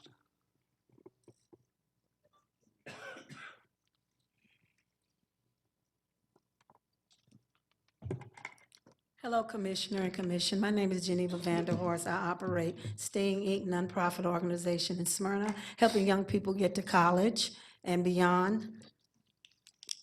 Monica Delancey and the We Thrive on Riverside Renters Association has been one of our community partners for over 10 years. I want to speak about Georgia's eviction laws. Georgia's evictions laws need to be changed. It is inhumane to put a person's personal belongings on the street, period. Most individuals that are evicted are single mothers who I feel are the backbone of our society. It is embarrassing, humiliating, and actually it's a setup for theft. As your belongings are sitting on the street, thieves ride by and help themselves to your belongings.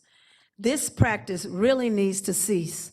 The same eviction crew that carries your things to the street should be given the task of putting the items in storage at the cost to the renters. That way, the embarrassment, humiliation, and inhumane nature of Georgia's evictions are no longer a part of the process. Thank you. Thank you.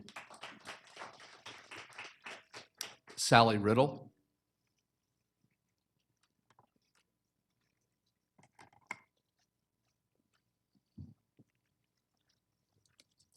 Good evening, Commissioners.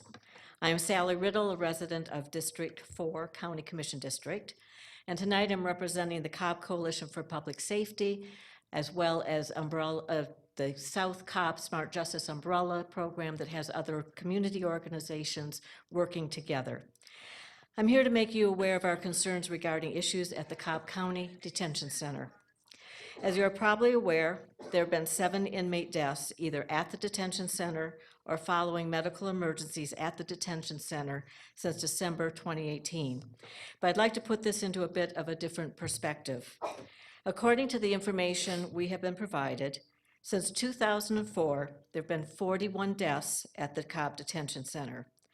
While any death of an inmate is a hugely regrettable occurrence, given the number of individuals who are either short-term or long-term residents at our detention center each year, it would be rare to not have someone with significant issues, health issues, that worsen while in custody. But the detention center is responsible for the health care of those detainees. Is this being done adequately? We don't think so. So let's take a look at the last year. From 2004 through November 2018, the detention center reportedly had 34 deaths. That's an average of 2.3 per year. Again, in the past 12 months, we've had 7. This is a 3-fold increase. We've also had a huge delay in getting information on the deaths.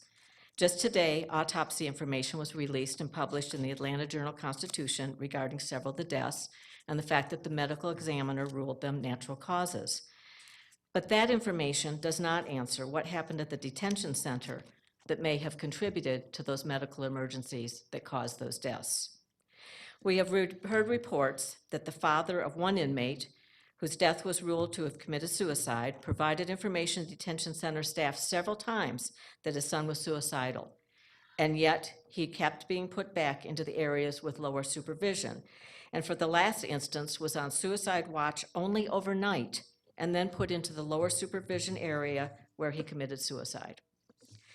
We have heard reports, with a new one coming in yesterday, that detainees either are not receiving their meds at all or with significant delays. In at least one case, it was medications for mental illness. As a mother of a son who has bipolar disorder, I'm horrified. This is unacceptable. We have reports of attorneys waiting over 3 hours to get a half-hour visit with their client. When they have 20 clients or more in the detention center, this is unacceptable. We have reports that it's taking 1.5 to 2.5 hours for our police officers, including our Cobb County police officers, to check in a new inmate due to a change in procedures that occurred at some time in the not-too-distant past. This is unacceptable. And that does not address the issues such as the mistreatment of a transgender woman and other issues that have generated either current lawsuits or generated lawsuit settlements that we taxpayers pay in one way or another. We with the Cobb Coalition, as well as other community organizations, are calling for a top-to-bottom, third-party, independent evaluation of the detention center, including, but not limited to, all of the policies, procedures, implementations of those policies and procedures, staffing levels, staff training, and healthcare provision, similar to what was accomplished several years ago with the Cobb County Police Department that then incoming Chief Register used to guide many positive changes within the department. While we recognize that you do not have direct authority over the sheriff and the detention center, you do have a voice. These are your constituents who are in the detention center, and in most cases, individuals who have not even had their day in court yet. Many are innocent. It is also Cobb County's reputation. We ask you for your support and your voice in getting Sheriff Warren to request a complete third-party independent evaluation. Thank you. Thank you.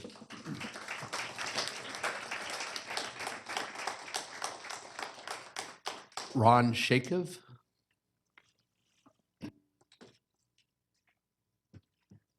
Ron Shakir, Southwest, excuse me, Ron Shakir. It was a pleasure to be here today in Cobb County. I'm probably the one citizen that have only been to Six Flags or none of these parks that y'all have, about once in my life. To see you, the process in which you conduct your government business is heartwarming. To see and hear you talk about and to see it open in prayer, especially in this season, a heartfelt season. And it's a heartfelt season that touches mothers and fathers and children, family people. It touches everybody to remind each other about being thankful, the thankful heart, the kind heart. I got a text from, I was at a meeting concerning superintendents in Atlanta, Georgia. And we have 2 counties that's about to have a new superintendent. And we wanted to talk about what are the issues dealing with our school systems and our children and our families and communities. And I get a call from a young lady who I met at Georgia Neighbors at the West Side Fund. She's concerned about her neighbors regionally. She's been a woman who I have grown to know that care about people, and to hear the people give the testimony today is what I know about her. And to read a text while I'm sitting in a church talking about trying to make our issues and communities of our superintendents something that we can work together on, I get a text saying that Miss Monica DeLancey had her items with her Christmas tree put on the street. And the fact that it was about that, you know, she wasn't served at the right address. She's an educated, learned woman. She wouldn't sit around. She stands up for what's right.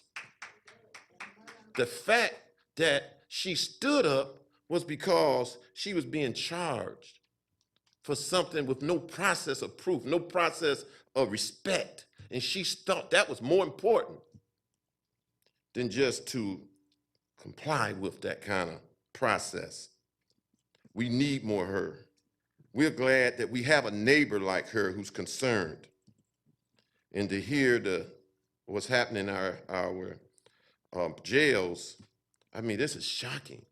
I'm just glad we had the opportunity to be here and to hear about preserving landmarks or preserving our history I was shocked to find out that I heard the word plantation, but I did not hear any concern about preserving those burial sites. I mean, it was people who came from families who was trafficking, Jim Crow, and they were exploited. And in their death, in their resting site, we have no concern to ask about that. I'm glad I made it here today, but I hope that we can stand up and make sure that what happened to Monica don't happen again, that there's a process that we can find out and make sure that we know something about here.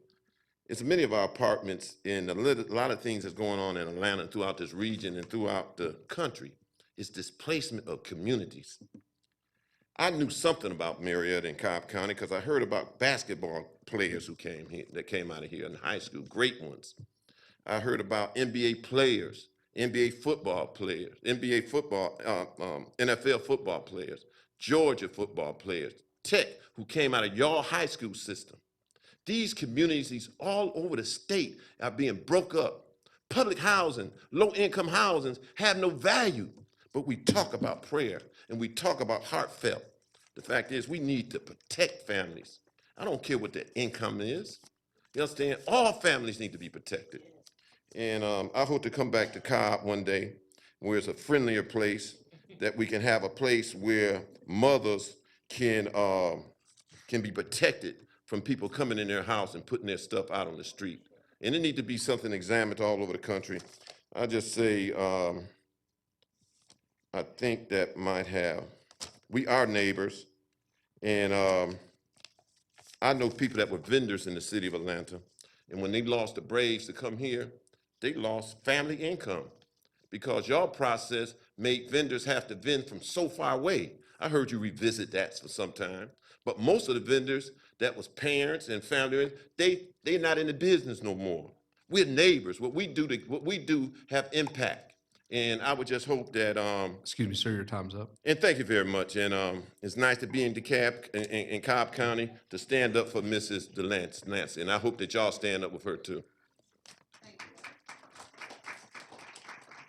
Mr. Davenport?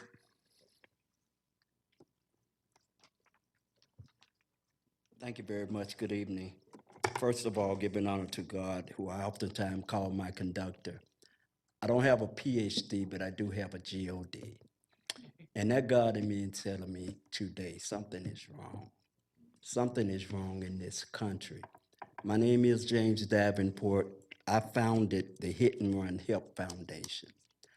What that is, December 13th, 2013, my brother was killed, hit and run pedestrian, block and a half from our house. June 17, his first son committed suicide. January 1 this year, his second and last son committed suicide. I established this foundation. City of Atlanta issued a proclamation for December the 13th. We honored that day as a day of awareness, and we had a vigil. I'm not a resident of Cobb, however, my brother is. As a matter of fact, he's a permanent resident. He set up on top of that big hill. A lot of you all who are from here know about it, the military cemetery. Yeah, he was an Army veteran. So was his youngest son. The God in me is telling me right now, today, that all of the veterans that are sitting, lying on that hill are saying a shame on this country. The day before we had that vigil, December 13th, last week, young lady was put out of her house. Young lady was put out of her house, and you just heard her daughter mention that she begged the officers to leave her clothes alone. She lost all of her clothes. You know, I'm reminded of when we were young, we had a small fire in our house, and all of us wandering around, and it was right around Christmas time, and we standing out on the front porch wondering, if this house burns down, what we gonna do for Christmas? Can you all imagine what went through those people's mind right here at Christmas time to be put out of their house? Something is telling me something is wrong in this country. When we can forsake humans for $1, what about the humanity?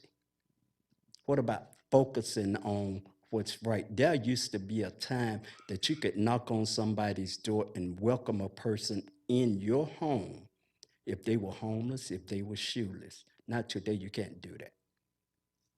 I ask you all to look into this situation and help this young lady and her family. It doesn't make sense that her family is out in the cold, out in the rain. Young lady doesn't even have clothes on her back to go back to school. She's trying to get an education. That's sad. That's sad. I ask each and every one of you, search yourself. Help these people. Thank you so much. Sheila Edwards.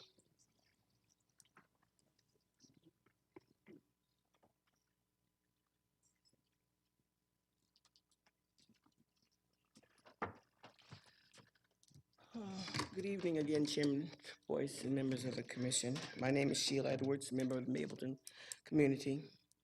My concern is focused on affordable housing in our community.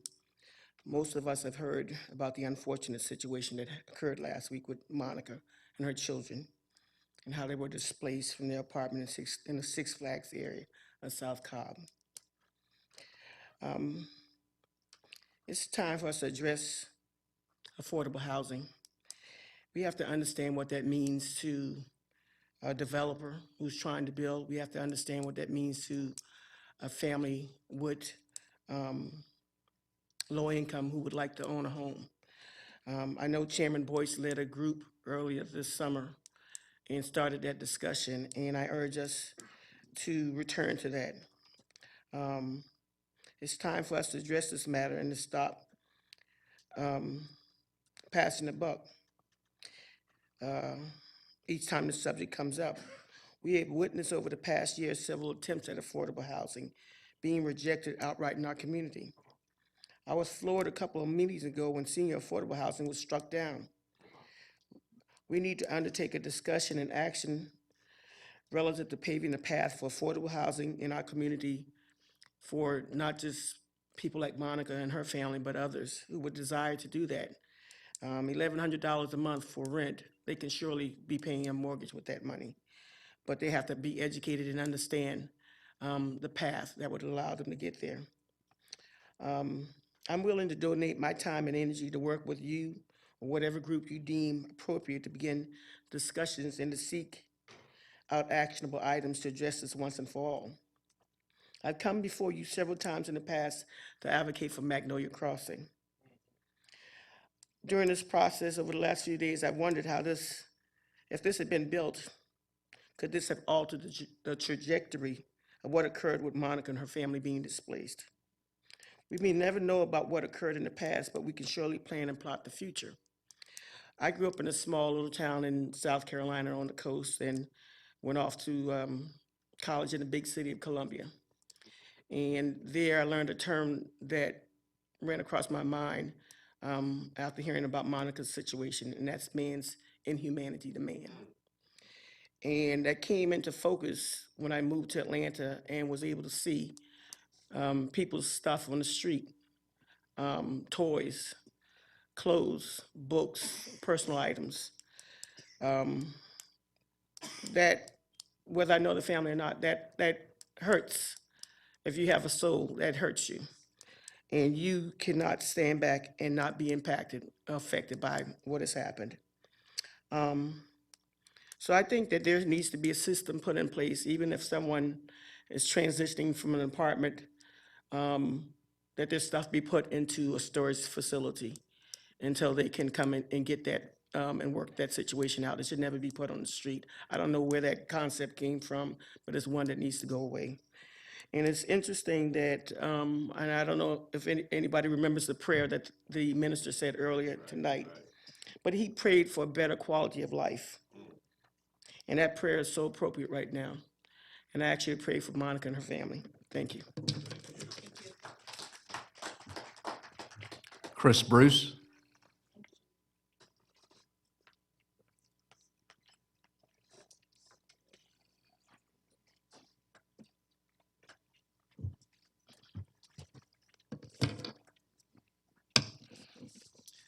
Good evening, Commissioners. My name is Christopher Bruce. I am the Political Director for the American Civil Liberties Union of Georgia, an organization that is dedicated to upholding all rights and civil liberties under the United States Constitution, the Georgia Constitution, and all just laws. I'm joined by John Coleman at this time. I'd like to yield the rest of my time to him after I'm done with my speech. There's a dark cloud over Cobb County.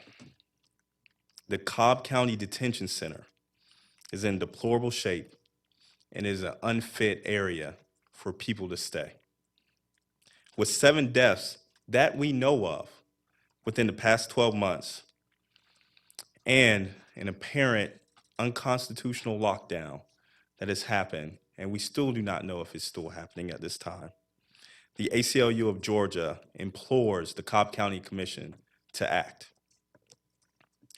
Last Monday, the ACLU of Georgia with SELC and several other partners had over 130 people at a church, Life Church in Cobb County, to discuss the detention center. And I want to say what I heard was disgusting.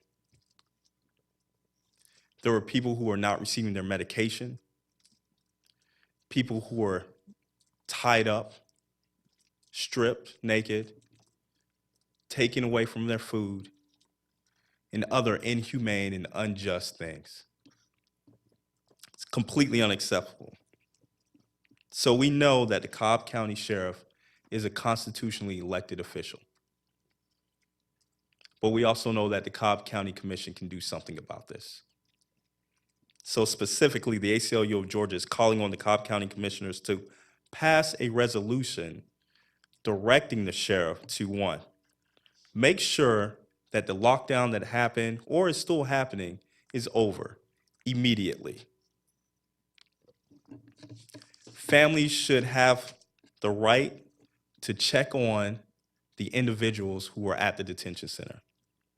2, this is a democracy. Make sure that all open records requests have been answered. 3, make sure all of the deaths have been explained fully at the Cobb County Detention Center with a plan to make sure no other deaths happen. To restore the integrity to the detention center, we also ask that the commission create a temporary citizens review board to look at all complaints and grievances that are filed by individuals who are in the center. We need to shed light into what's happening. And put together an independent financial and performance audit as echoed by the Cobb County Smart Justice. This is a time that the commission can act. John, if you could share your story. Yes, my name is John Coleman, and my son, unfortunately, is an inmate at Cobb County Adult Detention Center. I get daily reports on what's going on in there, and it's just heartbreaking. As he stated, there's a lot of denial of medical treatments, my son included. He's been denied a lot of medical treatments. And it's not just my son, it's the sons of hundreds of men and the brothers of hundreds of men from our community. And the conditions in that jail, although we don't hear about them from the people that's in there like we should. I do, I hear it, and other people hear it, and there's other groups that are just appalled by the conditions there. And I ask that y'all get in touch with the Sheriff's Department and make them be accountable. Make them stop these unnecessary deaths and suicides that come from the jail. They need to do a better job. We don't need for any more deaths. My son included, but the sons of hundreds of other men. And I'd greatly appreciate anything that the council could do to impact this on the Sheriff's Department and the conditions at Cobb County Adult Detention Center. It would be greatly appreciated.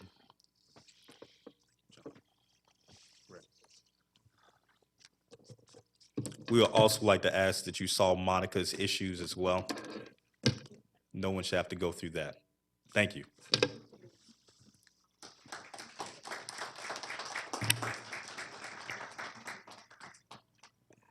Ben Williams.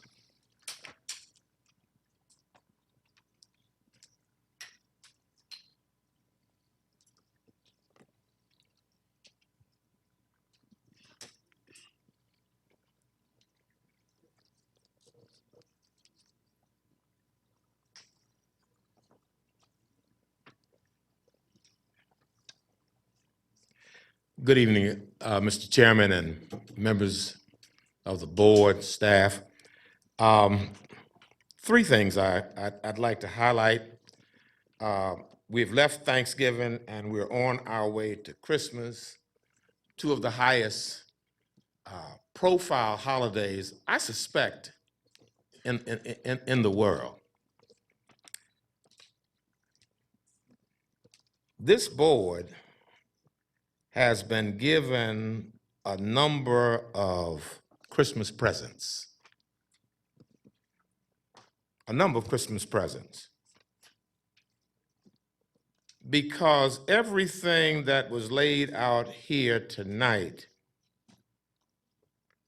this board can play a proactive role in resolving. You know, oftentimes when we talk to levels of government about developers and housing, it's not unusual for many of them to respond and say, well, we can't do anything about perhaps including affordable housing within the development project. But yet and still, those entities have in their hand something called zoning. Something called zoning that the boards control. With respect to the Cobb County Detention Center, and Mr. Chairman, I kind of looked at the agenda, and what I was expecting to see was some matter before the board having to do with the request for a renewal of an agreement with the sheriff. And I know you don't encourage dialogue, but was that deliberately omitted from the agenda? Is it somewhere hidden that it's not readily available? No, you have us confused with the Marietta agreement, not with us. Okay, I got you. And the confusion is because the agreement that I've had a chance to see has the county commissioner on there as a signator. As a signator. The sheriff, the city of Marietta, and of course, the county commission represented by you, sir. But let me move past that. Let me move past that. All I'm simply saying is something from this commission, if you are a signator, to simply request the pause button be pushed. There is a lot of stuff that's still out there that, in my opinion, does not make the pathway clean and clear to sign that agreement indicating your support of it. Second thing, very quickly, we will go home and we will not have had another opportunity to meet with the South Cobb Redevelopment Authority. Your appointees who are launching, quote unquote, another study $10 million later because they have found that data available to them was not credible enough to make decisions. That's almost malfeasance. That's almost malfeasance. So many of us are kind of left in limbo in terms of how that is moving. Finally, the situation with respect to Monica Delancey does indeed bring to the fore a number of what ifs.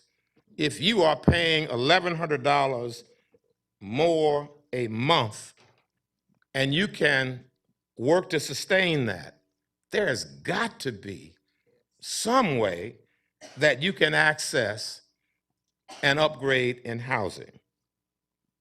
So help us to really get that redevelopment authority focused, energized to make some things happen. And Merry Christmas to all of you. Thank you, Dr. Williams. That concludes the public comment tonight. Okay. All right, the next sequence is consent agenda. And I'd like to make a motion that we approve the consent agenda as revised. I believe Commissioner Gambrill has one comment. Yes, I'd like to note my opposition to item number 28 and then also item number 30. Okay. Commissioner Burrow? Yes. Number 28, I would like to know that we can add that there will be a full accounting of how this was spent, as we discussed this morning. Right, absolutely. Is that in there? You can add that to the record. Yeah. Okay, I'd like to add that to 28 if Sure. everybody's agreeable. And then on number 30, I know Michael Hughes had given us a revised Come on, Michael.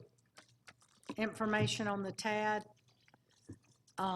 And I just want to be clear too that anything that's proposed, any project that's proposed for a TAD Yes, ma'am. would come back to us for approval That is correct. before any money's ever spent or any tax allocation or anything. Yes, ma'am. It will come back to this board.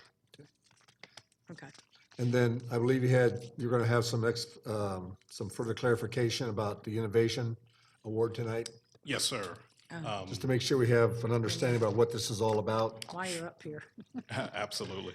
And this is in reference to consent agenda item 27. This is the Entrepreneurship and Innovation Grant Program. The board approved this program back in February of 2018. You've received two financial contributions from the Development Authority of Cobb County, one in July of 2018 and one in October of 2019. So far, we've had 8 applications that have been submitted to staff for review. 3 of them have been approved. The first 3 were approved last July. The one that's before you tonight is for the Pierre Law Firm, which is a virtual home-based business that provides services, legal services for women primarily that are seeking divorce, child custody and support, alimony, and parents that are seeking custody from DFACS. I should mention too, this is a duly licensed business that is operating appropriately within the county. And with that, we are recommending approval. And I think it gives some idea of like why it would qualify for the Innovation Award. There's something about the way the business is being established, I believe you discussed this morning. Yeah, this program was set up for entrepreneurs and startups, and this is one of those businesses that is a new startup, and we're providing some resources to support them. We also have a contract that they have to enter into that provides that they stay in Cobb County and operate for at least 3 years, and we'll be checking back with them periodically to make sure that they are meeting all our requirements. And the uniqueness of this particular business is why it was one of the criteria for why it was selected. That is correct. It's a virtual home business, which is a unique business. Okay. Any other comments, questions? Thank you, Michael. Thank you, sir. Yes. We need, Consent. I'm sorry? Second. Oh, okay. We have a second now. Thank you. Thought you did either. I was just sort of, that works all out. Okay, any other comments? Well, then I'll call the question. Passes 4-0 with Commissioner Otten absent. All right, Erica, we have you on speed dial. Yes, sir. We have 12 items for consideration. I'm just kidding. You take all the time you need. Okay. So the first item for consideration is requesting that the Board of Commissioners approve a supplemental agreement number 2 to the consultant services agreement with HNTB Corporation in an amount not to exceed $50,000 for engineering services for Windy Hill Road, Terrell Mill Road connector. So moved. Second. Discussion? Call the question? Passes 4-0 with Commissioner Ott in absence. Thank you, sir. The second item is requesting that the Board of Commissioners approve a construction agreement with the Georgia Department of Transportation for construction of Windy Hill Road, Terrell Mill Road connector, authorize the payment of a construction administration fee in an amount not to exceed $32,000, and authorize the corresponding budget transactions, and further authorize the chairman to execute the necessary documents. So moved. Second. Discussion? Call the question? Passes 4-0, Commissioner Ott in absence. Thank you, sir. The next item is requesting that the Board of Commissioners approve a contract with E.R. Snell Contractor, Inc. in an amount not to exceed $17,339,061.11 for Windy Hill Road, Terrell Mill Road connector, authorize the corresponding budget transactions, and further authorize the chairman to execute the necessary documents. So moved. Second. Discussion? Call the question? Passes 4-0, Commissioner Ott in absence. Thank you, sir.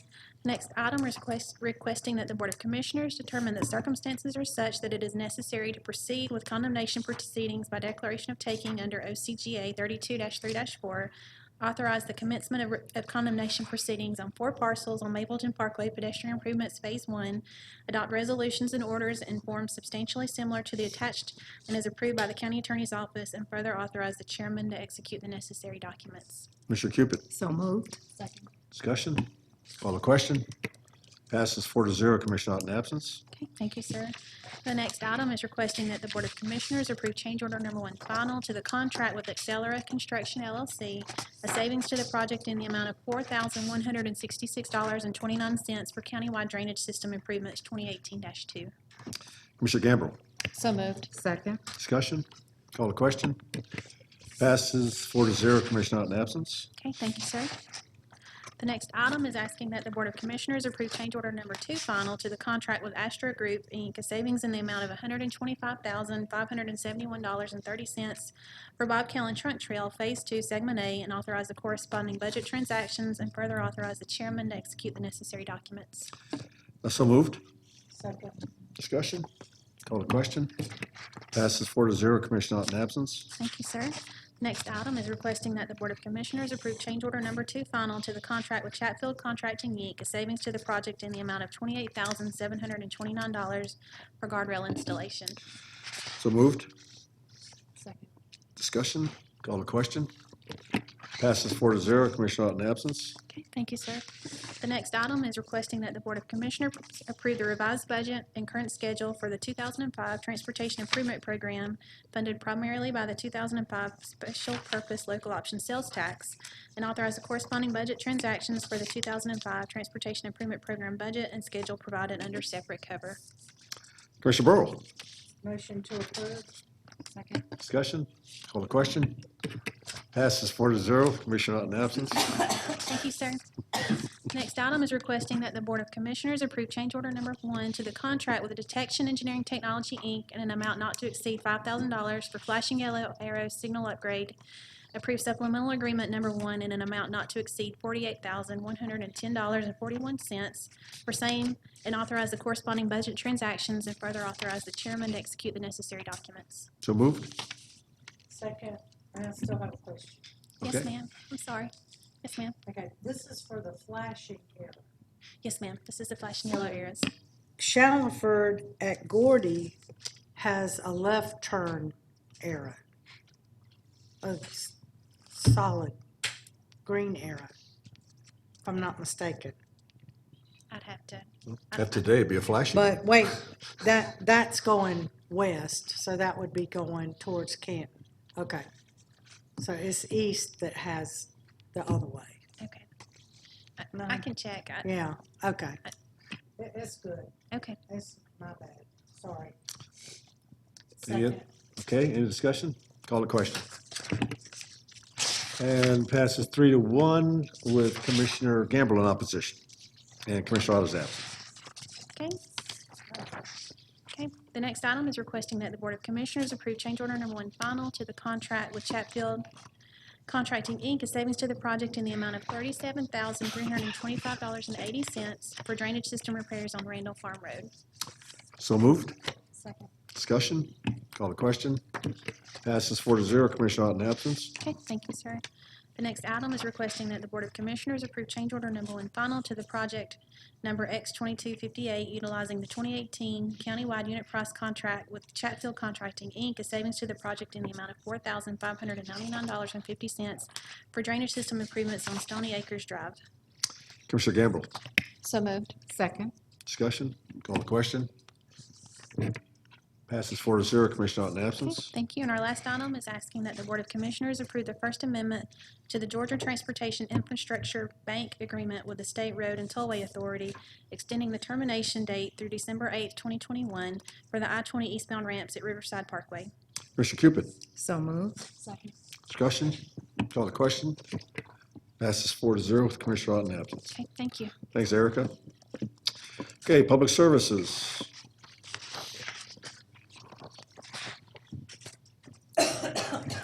Good evening, Mr. Chairman, Commissioners, Mr. Manager. We've got a couple of items for you tonight. The first one, Vanna will be setting up as I run through the process that we use. This is one of the properties that we purchased with Vanner then. I'll make him a her. This is one of the properties that we purchased with the 2008 Parks Bond Program. It's 17.5 acres at the corner of Canton Road and Ebenezer Road. The process that we used was a very comprehensive process in master planning these properties. We got our consultant on board.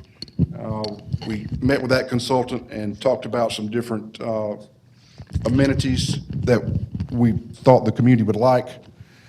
We had them create a bubble diagram. We took that out to the public at Noonday Baptist Church.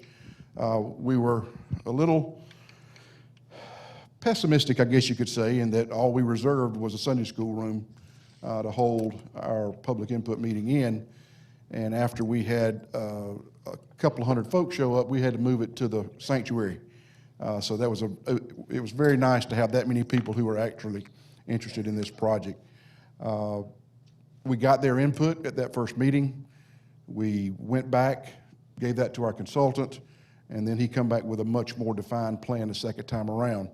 And we gathered input once again and to come up with this plan that we then presented to the Recreation Board, and now we're presenting it to you for approval. As I mentioned, this is the corner of Canton Road going northbound. The Hawkins store turns off right down here that goes down to Noonday Creek Park, and Ebenezer Road is right here. There's currently 2 houses on the property. This is the Downs house, and the Struthers house is a house that was built many decades ago, and we're proposing to tear it down. But the Downs house is in very good condition. We've had some group meetings on site, and it'll be great for smaller type reunions, smaller weddings, smaller type events. Along with this house, the property is sloping down toward the pond, so you actually come down the property, and we're proposing to put a pavilion out over the water here just a little bit. So that would be another venue that would be a very popular spot for small weddings or small picnics and that type of event. But coming in off the road, we're actually planning to align the entrance with the entrance to Noonday Baptist Church here with a small parking lot, only about 30 spots to start off with. We've got a large playground here with a fence that goes around it, realizing that Ebenezer Road is right here, and we don't want kids to take off or dart from their parents and get out in the road. So it is encapsulated by a fence on this side.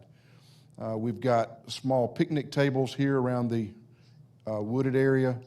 We've got a concrete ADA accessible trail that actually goes all the way around the pond that will give people access to fishing docks, several around the pond, water features or aeration stations in the middle of the pond to keep oxygen flowing for the fish.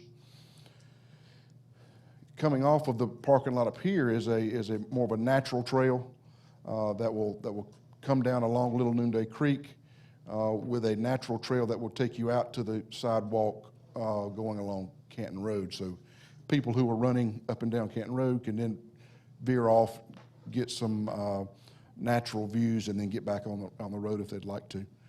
But this natural trail does loop back around and then comes up on the backside of the lake.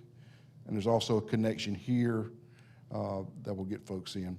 It's a small restroom facility here that folks using the park can access. So, and the young lady that lives right here made a specific request that we include a little bit of a buffer planting there, so we're showing that as well.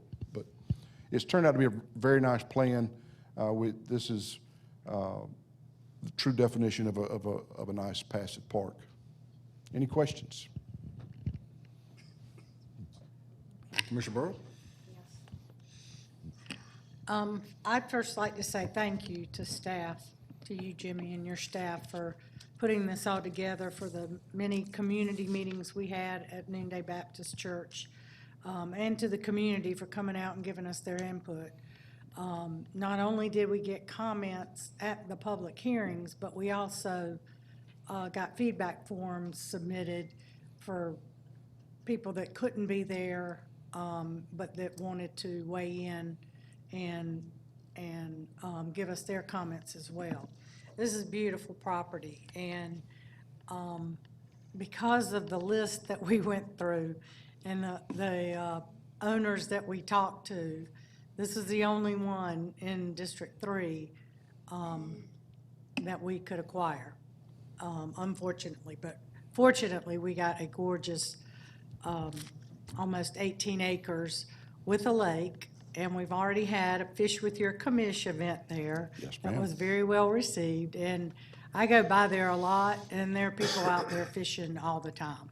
So it's already being utilized. And tell me, I think y'all mentioned that there may be some things like the trails that we can start on before, because there's no funding associated with the master plan at this time. We're Very just true. approving it to get it ready if we do,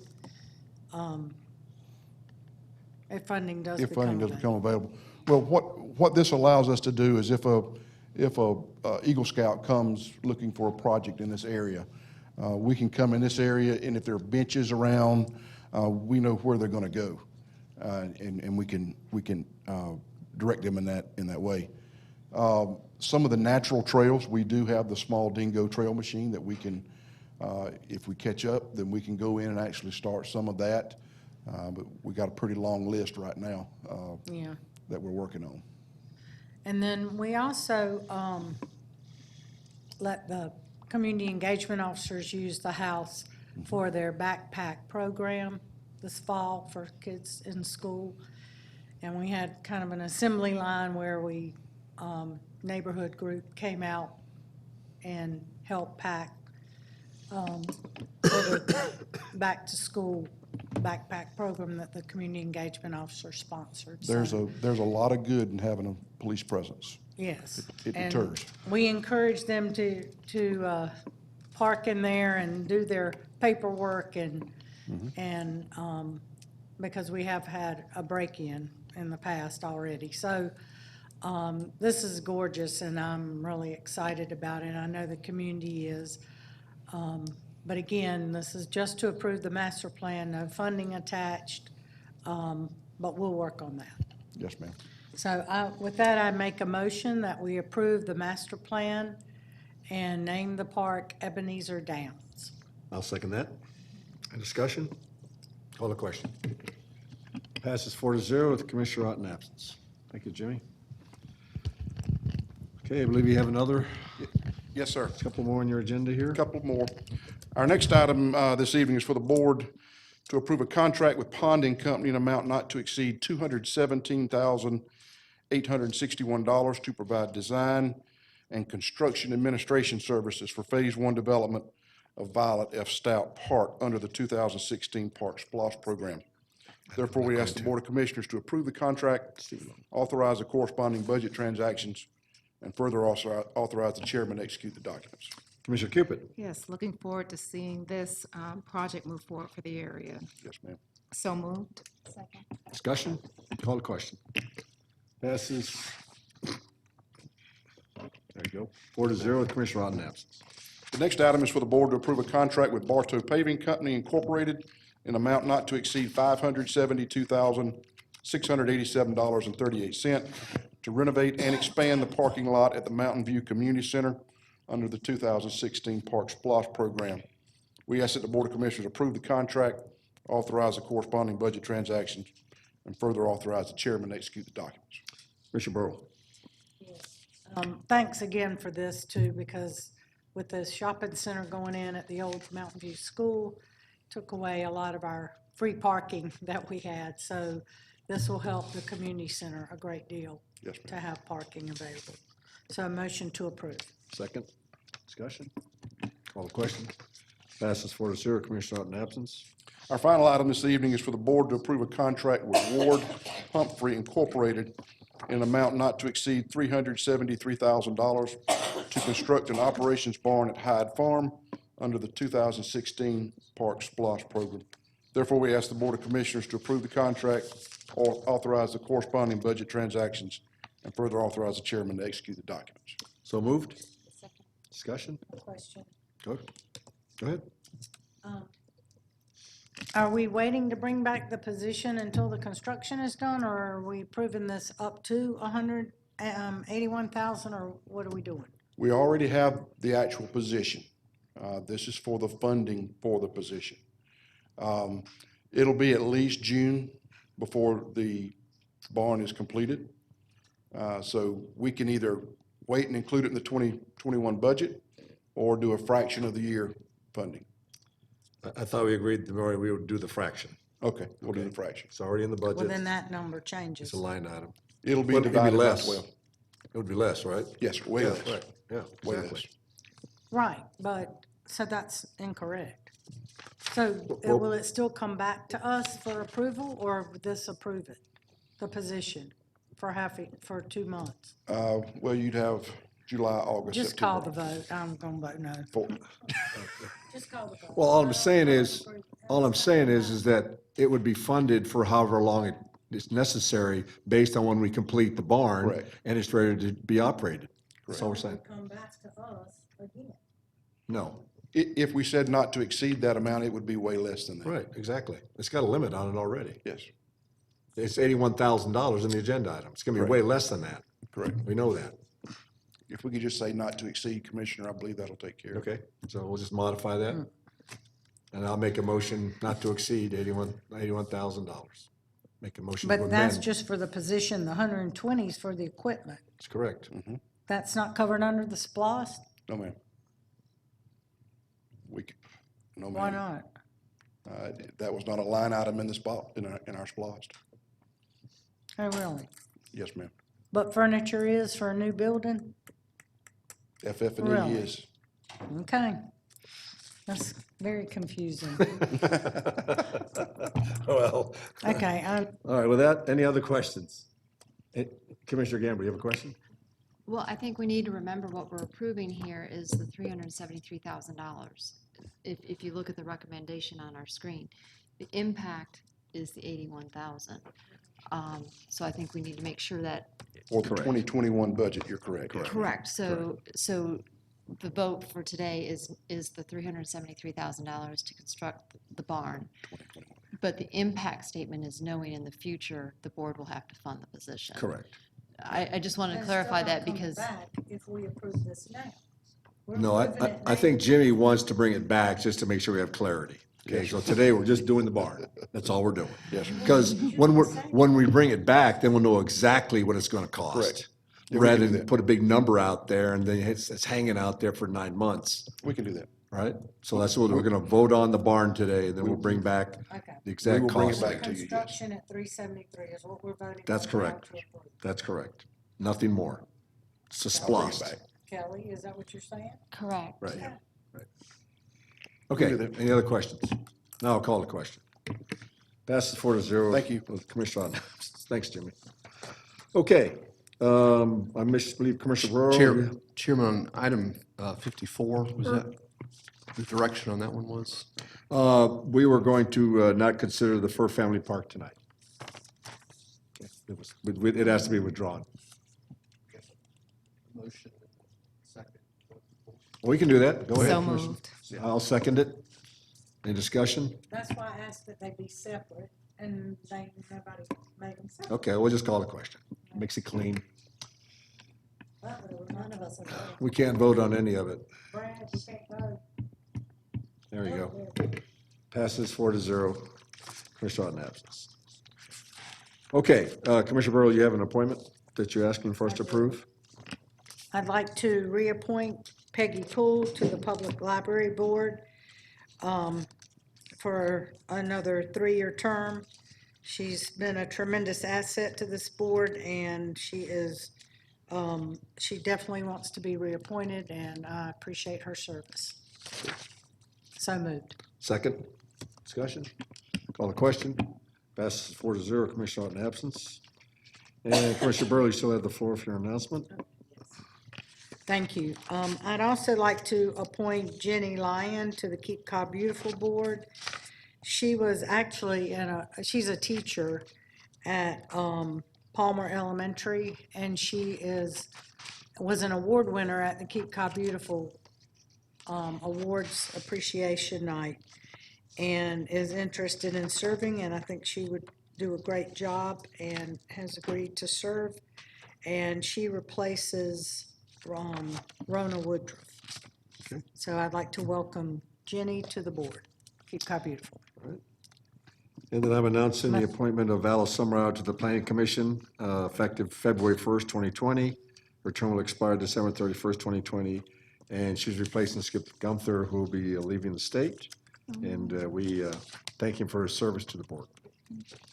Commissioner Gamble. And I'd like to announce the reappointment of Stephen Askey to the Electrical Advisory Board. Okay. Commissioner Cupid. Yes, I'm pleased to announce the reappointment of Joel Cobb and Carol Massey to the Neighborhood Safety Commission, and the appointment of David Harris to the Neighborhood Safety Commission. And I believe we have both Carol Massey and David Harris in our audience this evening. Thank you for coming, and I appreciate, Carol, you coming back to serve, and David, your willingness to serve on this board. Thank you. Okay, Commissioner Burrell. I'll just start with Commissioner. Okay, I have a PowerPoint dog and pony show. Let's go, Brad. Okay. The Metro North Georgia Water Planning District Middle School Essay Contest is a competition which challenges students to think critically about our region's water resources in Metro Atlanta. This year, students were challenged to write a 300 to 500 word essay on the topic, how do you value water? Students were asked to think about all the things they do in a day that require water, and then to imagine what their day would look like without water. Over 600 essays from 15 different counties within Metro Atlanta were submitted to the contest. Elena West, a 6th grader from Simpson Middle School, placed 2nd overall and was honored for her achievement at the Georgia State Capitol in Atlanta. And Simpson Middle School is in District 3, and I'm the liaison commissioner for water this year, so it's appropriate that I have a student that won. So congratulations to Elena. Good job.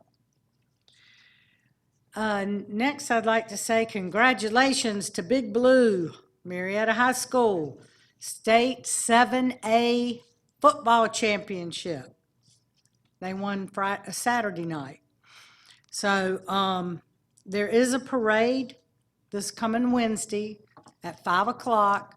It's going to start at Lemon Street, right out here by Zion Church. And it's going to go down Cherokee over to Polk to the stadium. So everybody come out and congratulate Marietta High School. And then they will be playing in the Geico State Champions Bowl Series in Las Vegas at Bishop Gorham High School this weekend. So come out and support our local Marietta High School, and it hurts me to say this, Blue Devils. What? Duke. I know. So I say go Big Blue. How about that? Okay, and last but not least, of course, our veteran adoptions. We're up to 123, correct? 123 superior pets have been adopted from the Cobb County Animal Shelter. This is Mrs. Townsend. Her husband was an 11-year and counting U.S. Navy. We appreciate his service. He didn't want his picture taken, so his wife is shown with the cat that they adopted. The next one is Mrs. Hoynes, an 8.5-year veteran of the National Guard. Go National Guard. Thank you for your service, and thank you for adopting beautiful Bai, who's a 6-year-old tabby. These are big cats. And then we also have Mr. Hunnings, who served 4 years in the Marines, and he adopted Lexi. Isn't she cute? So we're delighted to team up with Superior Plumbing and Cobb County Animal Services for our free veteran pet adoptions. If you're a veteran or know of one that would like to adopt their forever best friend, visit Cobb County Animal Services, complete the form, and take home your new best friend, dogs or cats. And then this Wednesday, there's a Veterans Connection meeting sponsored by our Senior Services Mike Nichols Veterans Group. And this one will be at the East Cobb Senior Center at 3332 Sandy Plains Road. And the speaker is Kevin Marcy, a veteran advocate who is passionate about serving veterans. And he will speak on veterans' funeral care and burial in the national cemeteries. And I'd like to wish everyone a Merry Christmas, Happy Holidays, and a prosperous and Happy New Year. Thank you, Commissioner Burrow. Commissioner Campbell. Thank you, Chairman. First, I'll let Brad get caught up here. We'd like to congratulate our Cobb Parks Tom Bills for being crowned the East Cobb Citizen of the Year. Woohoo! He's still here. He's still here. Tom has worked unselfishly in his community for over 20 years and is very deserving of this award. We understand that Tom was shocked when his name was called, but we know it was well deserved. Congratulations, Tom, and thank you for all you do. Another congratulations goes to our Cobb County Elections Director, Janie Evler. Cobb Elections Department was recognized as one of 7 counties in the state for their excellence and participation for piloting new voting systems. Cobb Elections was the only metro county to pilot a paper ballot system. This was a team effort for the Cobb Elections Department, who developed a plan that became reality in a very short time. We would also like to recognize the poll workers who helped us test out the new procedures to better serve our community. Thank you. And last but not least, our Hoyas make history as the first state championship. Congratulations to Harrison's football team for the first Class 6A state championship. Harrison finished the year with a perfect 15-0 record. We are the only district in Cobb County to have had 2 6A schools competing for a state championship. We commend Harrison High School on your state victory, and we also commend the Allatoona Buccaneers for making it to the finals. And last but not least, we have our first town hall of 2020 planned. It will be on January 9th at the North Cobb Regional Library, where Detective Van Hooser, or I'm sorry, Deputy Chief Van Hooser will be leading the discussion on technology. And we hope you're all we'll be there. Thank you, and Merry Christmas and Happy New Year. Thank you, Commissioner. Commissioner Cupid. Good evening. One formal announcement, on Saturday, January 4th, I will be helping host our district's second annual resolution run. This year, we will benefit scouts of the Atlanta Area Council who may need funds in covering cost of participating in the program. And hope you will come join us to walk or run. And if you don't like running a 5K, we have a 1K available at 8 a.m. And for those who want to just come and enjoy the festivities of the event, we'll have a post-race vision board party, which I think attracted more participants than the runners last year. It was really a festive time, but we hope to have a good showing and support for a great cause. And just some observations for this evening. There was certainly a lot of, I think, very touching and humbling things that we addressed this evening, from the retirement of Eddie Cannon. And Eddie, we wish you the best. And again, hope this is not going to be the last time that we get to enjoy you here at the county. And we've also were able to move forward efforts to develop our park along Discovery Boulevard, which has been a long time coming for the residents there. We've also remembered our former chair through the naming of the senior facility in Commissioner Burrow's district, which also is very humbling to serve with someone who is not here with us. But the eviction of Monica Delancey, I think came as a surprise to many of us, and it's heartwarming, despite such a challenging event, to see the level of support that she has, not just in her neighborhood, but throughout the county and in the metro area. And it's moments like this that do give us opportunity for pause to see what we can do from a policy perspective to not cause anyone additional hardship to what's already a painful experience that can even occur in a county of Cobb, which is known for its affluence, that we have people from all walks of life who are here walking among us, and who will have more challenges than others this Christmas season. And I hope that we will have the ability to look at what we can do for a resident of our community, but also look longer term to policy matters, and particularly when it comes to affordable housing, which has been difficult for us to address. And finally, the matters going on with our jail.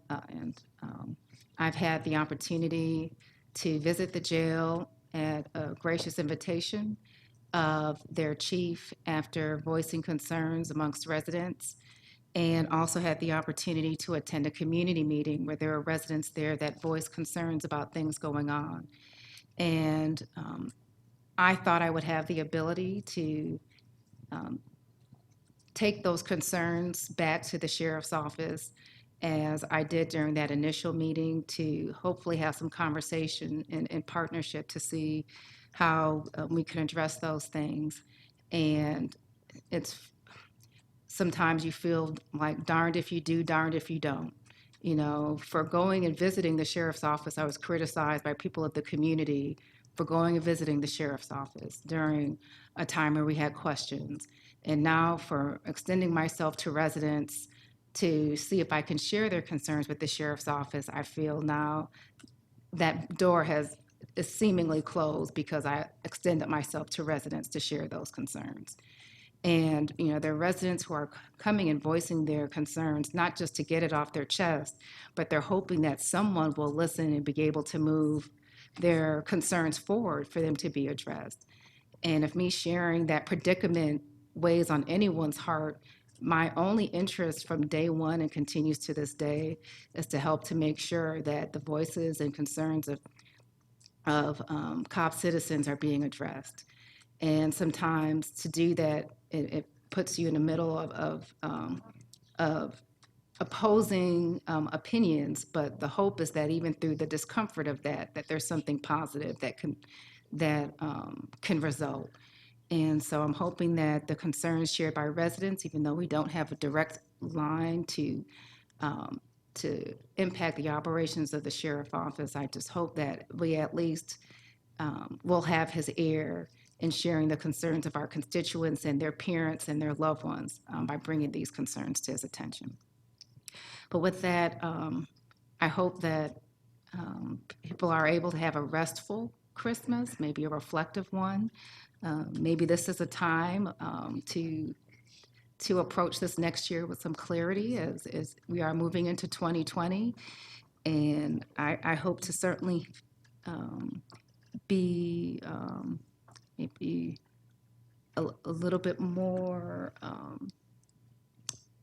invigorated to serve the constituents of the county, and not just the things that are fun to do, but the things that are tough to do, so that we can continue to make this county a better place.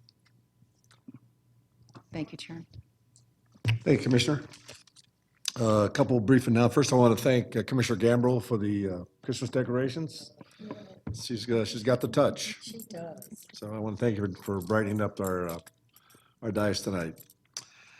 On the screen here, you have bring one for the chipper. If you could show that out there. As you know, after Christmas is over, we have to recycle all these trees. There's a number of places we can drop them off. I personally always go to Fuller Park. I'm always amazed at the stack that's there, but I just cannot thank Home Depot, Keep Cobb Beautiful, the parks, Davy Tree and Lawn, all the sponsors help us do this very, very important service to everybody.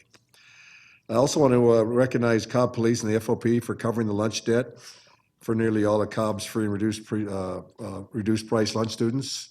It's extraordinary, and the FOP does an unbelievable job of reaching out to the community. My hat's off to Steve Gaynor and all they do over there. I also cannot be more proud of our county employees who this year donated more than $50,000 out of their donations, out of their wallet, out of their paycheck to nonprofits. And as I went to the ceremony, it's a broad representative of the needs of the county. And I, once again, not only do our employees deliver the best service, but I believe they also have they deliver a servant's heart that we all very proud to emulate. I also want to echo what Commissioner Cupid has said. I'm sorry that everyone didn't stay around so that we could comment on when we all heard about Monica's predicament on Friday. She reached out to a number of us, and Commissioner Cooper is one of them. And I can assure you that we did a lot of things behind the scenes to try and see what we could do to help her out. I think that there's room here for improvement. I don't want to go and put the sheriff on the spot here. He has a very, very, very difficult job. He's responsible for not only monitoring the adult detention center, but also serving the warrants. And I think that we need to we're all in this together.